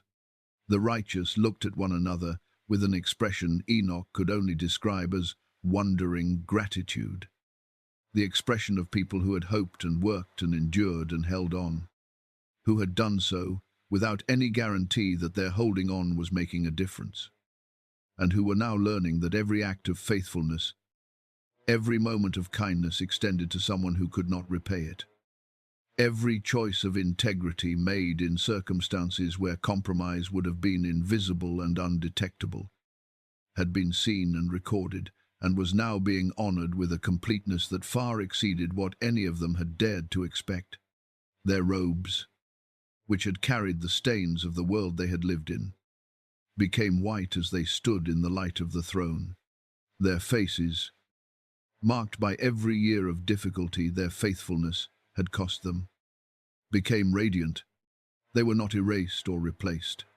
They were fulfilled, brought into the fullness of what they had always been meant to be before sin had narrowed the possibilities of human existence, and they walked through gates that opened before them into the eternal city, where the light came not from sun or moon, but from the presence of God himself, where the river of life ran clear from the throne through gardens of extraordinary beauty, where every reunion that death had interrupted was restored, and every wound that the world had inflicted was healed in the same moment that it was fully and finally acknowledged.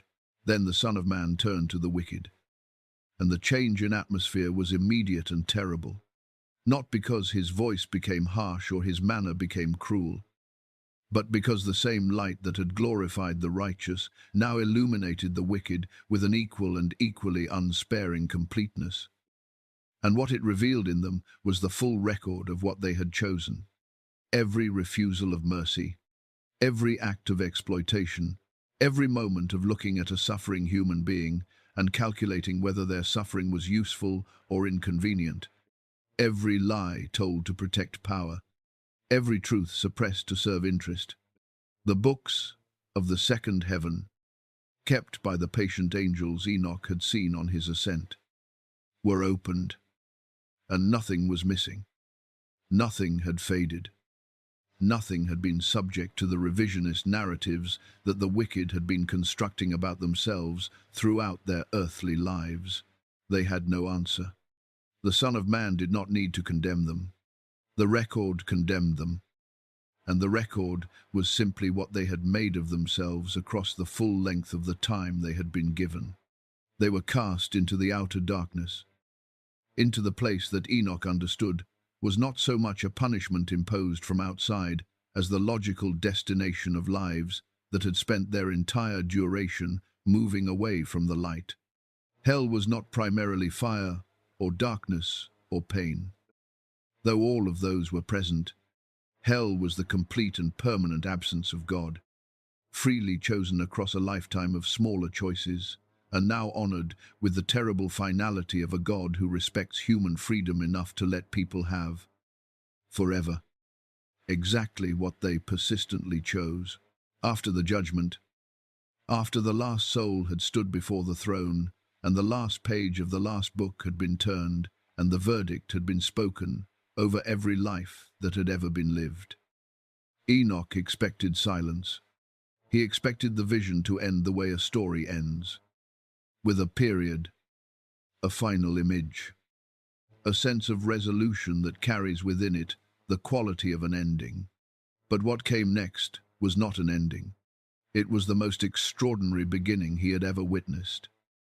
A beginning that made every other beginning in all the visions he had been given seem, in retrospect, like a rehearsal.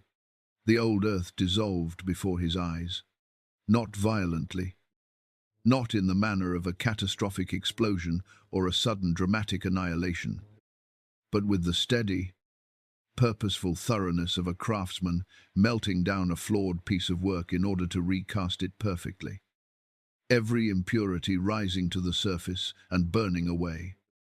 Every scar left by sin and violence and death consumed in a fire that was not destroying the substance of creation but purifying it, returning it to what it had always been meant to be before the rebellion of the Watchers and the hunger of the Nephilim and the accumulated weight of every human choice that had turned away from the light had marked and marred and diminished it.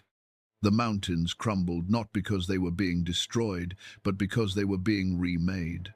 The seas evaporated not because water was being eliminated from the new creation, but because the seas, as they had existed, vast and dark and full of the creatures that ancient peoples associated with chaos and threat and the power of death, were being transformed into something the new creation had no need to contain or restrain. The sky rolled back like a scroll that has been fully read and whose contents are no longer needed in the form of text because they have been fully lived. And, from the throne of God, filling the space that the old creation had vacated, a voice spoke into the silence with the same creative authority that had spoken at the very beginning. When the first morning of the first week had broken over a world that was formless and empty and waiting, "Behold," the voice said, "I make all things new." What appeared was not a different world. That distinction matters enormously, and Enoch understood it with the clarity of someone who had watched the old earth dissolve and could see the continuity of substance between what had been and what was now emerging. It was the same creation, the same fundamental reality that God had spoken into existence at the beginning, but freed from everything that the fall had introduced into it. Purified of every consequence of the transgression that had begun with the Watcher's oath on Mount Hermon and run like a crack through the entire structure of the physical and spiritual order ever since. The Garden of Eden was there, but greater than Enoch had seen it in the dream visions. Greater than anything the descriptions passed down from Adam and Eve through the generations had suggested. Trees of extraordinary beauty lined rivers so clear that the light passed through them without any refraction or distortion. Rivers that ran from the throne of God itself outward through the landscape of the new creation, carrying life in the most literal and comprehensive sense of the word to every place they reached. The fruit on the trees was ripe in every season simultaneously, because the new creation had no seasons in the sense of alternating abundance and scarcity, no cycle of growth and death and dormancy and renewal, only abundance, only flourishing, only the perpetual, full, unhesitating generosity of a God who had been working toward this moment since before the first word of creation was spoken, and who was now, finally, able to give his creation everything he had always intended it to have, without the limitation imposed by the presence of sin and its consequences. But the most staggering detail of the new creation, the feature that distinguished it most completely from even the best moments of the old earth, was not its beauty, or its abundance, or the healing properties of its rivers and its trees. It was the presence of God himself, not mediated through angels, not glimpsed through the veil of the temple, not experienced in the partial, carefully managed, necessarily limited way that the holiness of God had always required in a world that could not withstand his full presence without being consumed by it. In the new creation, the dwelling place of God was with his people directly, permanently, without barrier or intermediary or appointed time of access. He was simply there, in the way that light is simply in a room when the curtains are opened, filling everything, reaching every corner, leaving no shadow anywhere for the things that had always grown in shadows. The voice that had spoken from the throne said it plainly, "Now the dwelling place of God is with man. He will dwell with them, and they will be his people, and God himself will be with them as their God." He will wipe every tear from their eyes. Death will be no more. Mourning and crying and pain will be no more. For the former things have passed away. Enoch heard those words and felt something release in him that he had not known he was holding. A tension so old and so constant that it had become indistinguishable from the background of his experience. The tension of living in a world where the presence of God was real but partial, where faith was genuine but incomplete, where every experience of divine grace was shadowed by the knowledge that the fullness of what was being offered lay on the other side of a threshold that the present world could not cross. That tension was gone. The threshold had been crossed. The former things had passed away. Enoch wept, and the weeping was not grief. It was the physical expression of a joy too large and too sudden and too complete to be contained in stillness. The weeping of someone who has been holding on through a very long darkness and has just seen, undeniably and finally, the light. He looked at the new earth and the new heavens stretching out in every direction from the throne of God. And he understood with a completeness that his earlier visions had only approximated what all of it had been for. Every trial, every tear shed in the old world by people who had loved God and been broken by the world anyway. Every prayer offered in darkness without an immediate answer. Every act of faithfulness that had cost more than the person offering it could easily afford. Every generation that had lived and died holding the promise without seeing the fulfillment. All of it had been leading here. All of it had been worth exactly this. The new creation was not a consolation prize for the suffering of the faithful. It was the destination that the suffering had been moving toward all along. The place that made sense of everything that had preceded it. The ending that justified the story and honored every person who had trusted the author enough to keep reading even when the middle chapters were almost unbearable. Enoch stood in that vision for what felt like eternity and also like no time at all. Because time in the new creation did not move the way it had moved in the old world, did not carry the same quality of limitation and scarcity, the same sense of something being used up and therefore lost. He stood and looked and understood, and then the vision began to fade, gently, with the same quality of warm intentionality that had characterized every divine encounter of his long and extraordinary life. He was returned to the hillside, to the night sky, to the familiar weight of his body and the familiar sound of the wind moving through the grass. But he was not the same man who had lain down to pray. He reached for his scroll with hands that were still trembling, not from fear, but from the aftershock of having been in the presence of something too large for any human frame to contain without being permanently altered by it. He wrote the last words of the vision with the careful deliberateness of someone who understands that what they are writing will be read by people who need it badly and deserve to receive it accurately. And then he set down his pen, rolled the scroll, and sat in the quiet of the new morning, watching the sun rise through the gates that Uriel had shown him, faithful as ever, obedient as ever, declaring, as it always had and always would, the glory of the one who made it. There is a quality that belongs to last mornings that is different from all the mornings that preceded them. A quality that the person living through the last morning rarely recognizes for what it is until afterward. If they are the kind of person who gets an afterward in which to look back and understand. For Enoch, the last morning arrived with the same unhurried gentleness that every morning of his 365 years had arrived with. The sky lightening in gradual stages from black to deep blue to the first tentative grey of pre-dawn. The birds beginning their testimony before the sun itself appeared. The air carrying that particular quality of freshness that belongs exclusively to the hours before the world has fully woken up and resumed the noise of its daily business. He rose before the light. As was his custom, he prayed. As was his custom, he gave thanks for the night just past and for the day just beginning. As was his custom, And then he gathered the scrolls he had been working on and carried them carefully to the place where he kept them. The dry and sheltered space where they had accumulated over the years of his writing into a collection that represented the most comprehensive record of divine revelation any single human being had ever been entrusted to produce. He looked at them for a long moment. He ran his hand along the edge of the topmost scroll with the deliberate tenderness of a man saying goodbye to something he loves. Something he has poured himself into completely and is now releasing into the care of others. Then he walked out into the hills. Methuselah saw him go. He was working in the field when his father passed. And there was something in Enoch's bearing that morning that made Methuselah stop what he was doing and watch.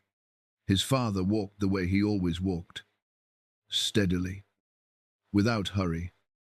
His face turned slightly upward in the attitude of attentive prayer that had characterized every walk he had ever taken in Methuselah's memory. But there was also something different. A lightness that went beyond the ordinary lightness of a man who has slept well and begun his day in good spirits. It was the lightness of someone who is already, in some sense, that the body has not yet caught up with, somewhere else. Methuselah set down his tools and followed. He caught up with his father on the hillside above the village, breathing hard from the climb, and called out to him. Enoch turned, and the expression on his face stopped Methuselah at a distance of several paces. It was not a sad face. It was not a frightened face. It was the face of a man who has been waiting for something for a very long time and has just seen it appearing on the horizon. "You are leaving," Methuselah said. It was not a question. Enoch looked at his son with an expression of love so complete and so steady that Methuselah would spend the rest of his 969 years trying to find words adequate to describe it to his own children and grandchildren and great-grandchildren and the many subsequent generations who would ask him what his father had been like in the final moments. "I am going home," Enoch said simply. "The same home I have been walking toward my entire life. I am simply arriving now instead of continuing on the road." Methuselah's face crumpled. He was not a young man, but in this moment he felt every one of the years between his birth and this morning as a single accumulated weight of love that was about to lose its primary object in the physical world and did not yet fully trust that it would be recoverable in any other form. "Please," he said. "Not yet. Stay a little longer. Teach us more. We need you." Enoch stepped forward and placed his hands on his son's face with the gentleness of a man who has all the time in the world for this one moment, even though it is the last moment. "You have everything you need," he said. "The scrolls contain what I was given to give, and the one who gave it to me will not abandon you when I am gone. He has never abandoned anyone who genuinely sought him. He will not start with you." What Enoch said next. Methuselah, preserved with the care of someone who understands that they are holding the last words of a man whose first words had been scripture. He told his son that the story was not finished, that the 10 weeks were still unfolding, that the Son of Man he had seen in the vision was still coming, that the new heaven and the new earth he had been shown were still being prepared, that every promise written in the scrolls would be kept with the same faithfulness that had kept the sun moving through its gates every morning since the first morning of the world. He told Methuselah to guard the scrolls above everything else, to pass them to his children with the same urgency and the same reverence with which he was now passing them to him, because the day would come when the world would need them badly, and they would need to be there, intact and legible, and available to anyone with enough humility to receive what they contained. Methuselah wept through all of this, not from despair, but from the particular grief of someone who is being given something priceless at the same moment that something beloved is being taken away, who must hold both things simultaneously and trust that the gift is adequate to the loss. Then Enoch embraced his son. He held him for a long time, long enough for Methuselah to memorize the feeling of it completely, to press it into his memory so deeply that it would still be accessible 9 centuries later when he lay down to die and found that the last thing he wanted to think about was this moment on this hillside with the morning light coming up around them and his father's arms holding him as if nothing in the world could break what stood between them. Then Enoch stepped back, and he smiled, and he turned, and he walked forward into the light that was already gathering around him, that had been gathering around him since the moment he stepped out of the house that morning. Perhaps since much earlier than that. Perhaps since the day he was born into the 7th generation from Adam, with that particular orientation of soul that had always been aimed, even when he could not have articulated it, toward exactly this destination. Methuselah watched his father walk forward into the brightness. He did not run after him. He understood.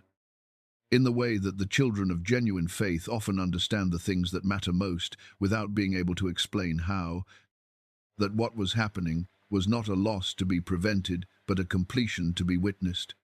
The light grew until it was too bright to look at directly, and then it faded, and the hilltop was empty.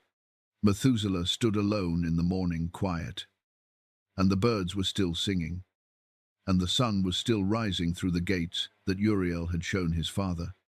Faithful as ever, obedient as ever. He knelt on the grass where his father had last stood and pressed his hands into the earth as if he could feel through it the reality of wherever Enoch had gone. He could not, but he rose believing it anyway, which is another way of saying that he rose in faith, which is another way of saying that his father had taught him well. He returned to the village. He gathered the family. He told them what had happened in the plain. Quiet words of someone who has witnessed a miracle and knows that the best way to honor a miracle is to describe it accurately rather than to ornament it. Then he went to the place where the scrolls were kept, and he opened them, and he began to read. He read for his children and his children's children, generation after generation.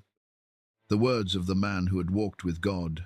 Those words traveled from Methuselah to Lamech, from Lamech to Noah, from Noah through the flood in the ark that carried the seed of everything worth preserving through the catastrophe that ended the first age of the world.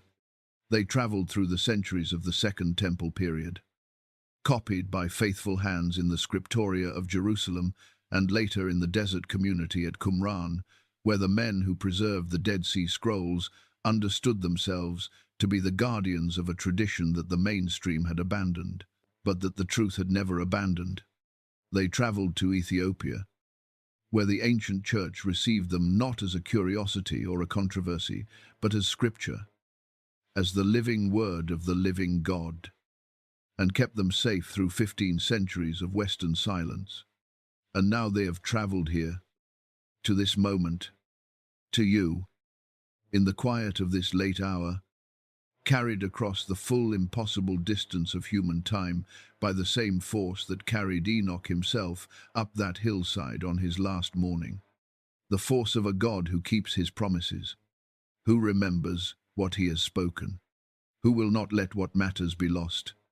Enoch walked with God, and God took him. His words remain. They have always remained, and they will remain until the day the 10th week arrives, and the story finds the ending that was written for it before the first morning of the first week of the world. Hold fast. The light is coming. It has always been coming, and it will not be stopped.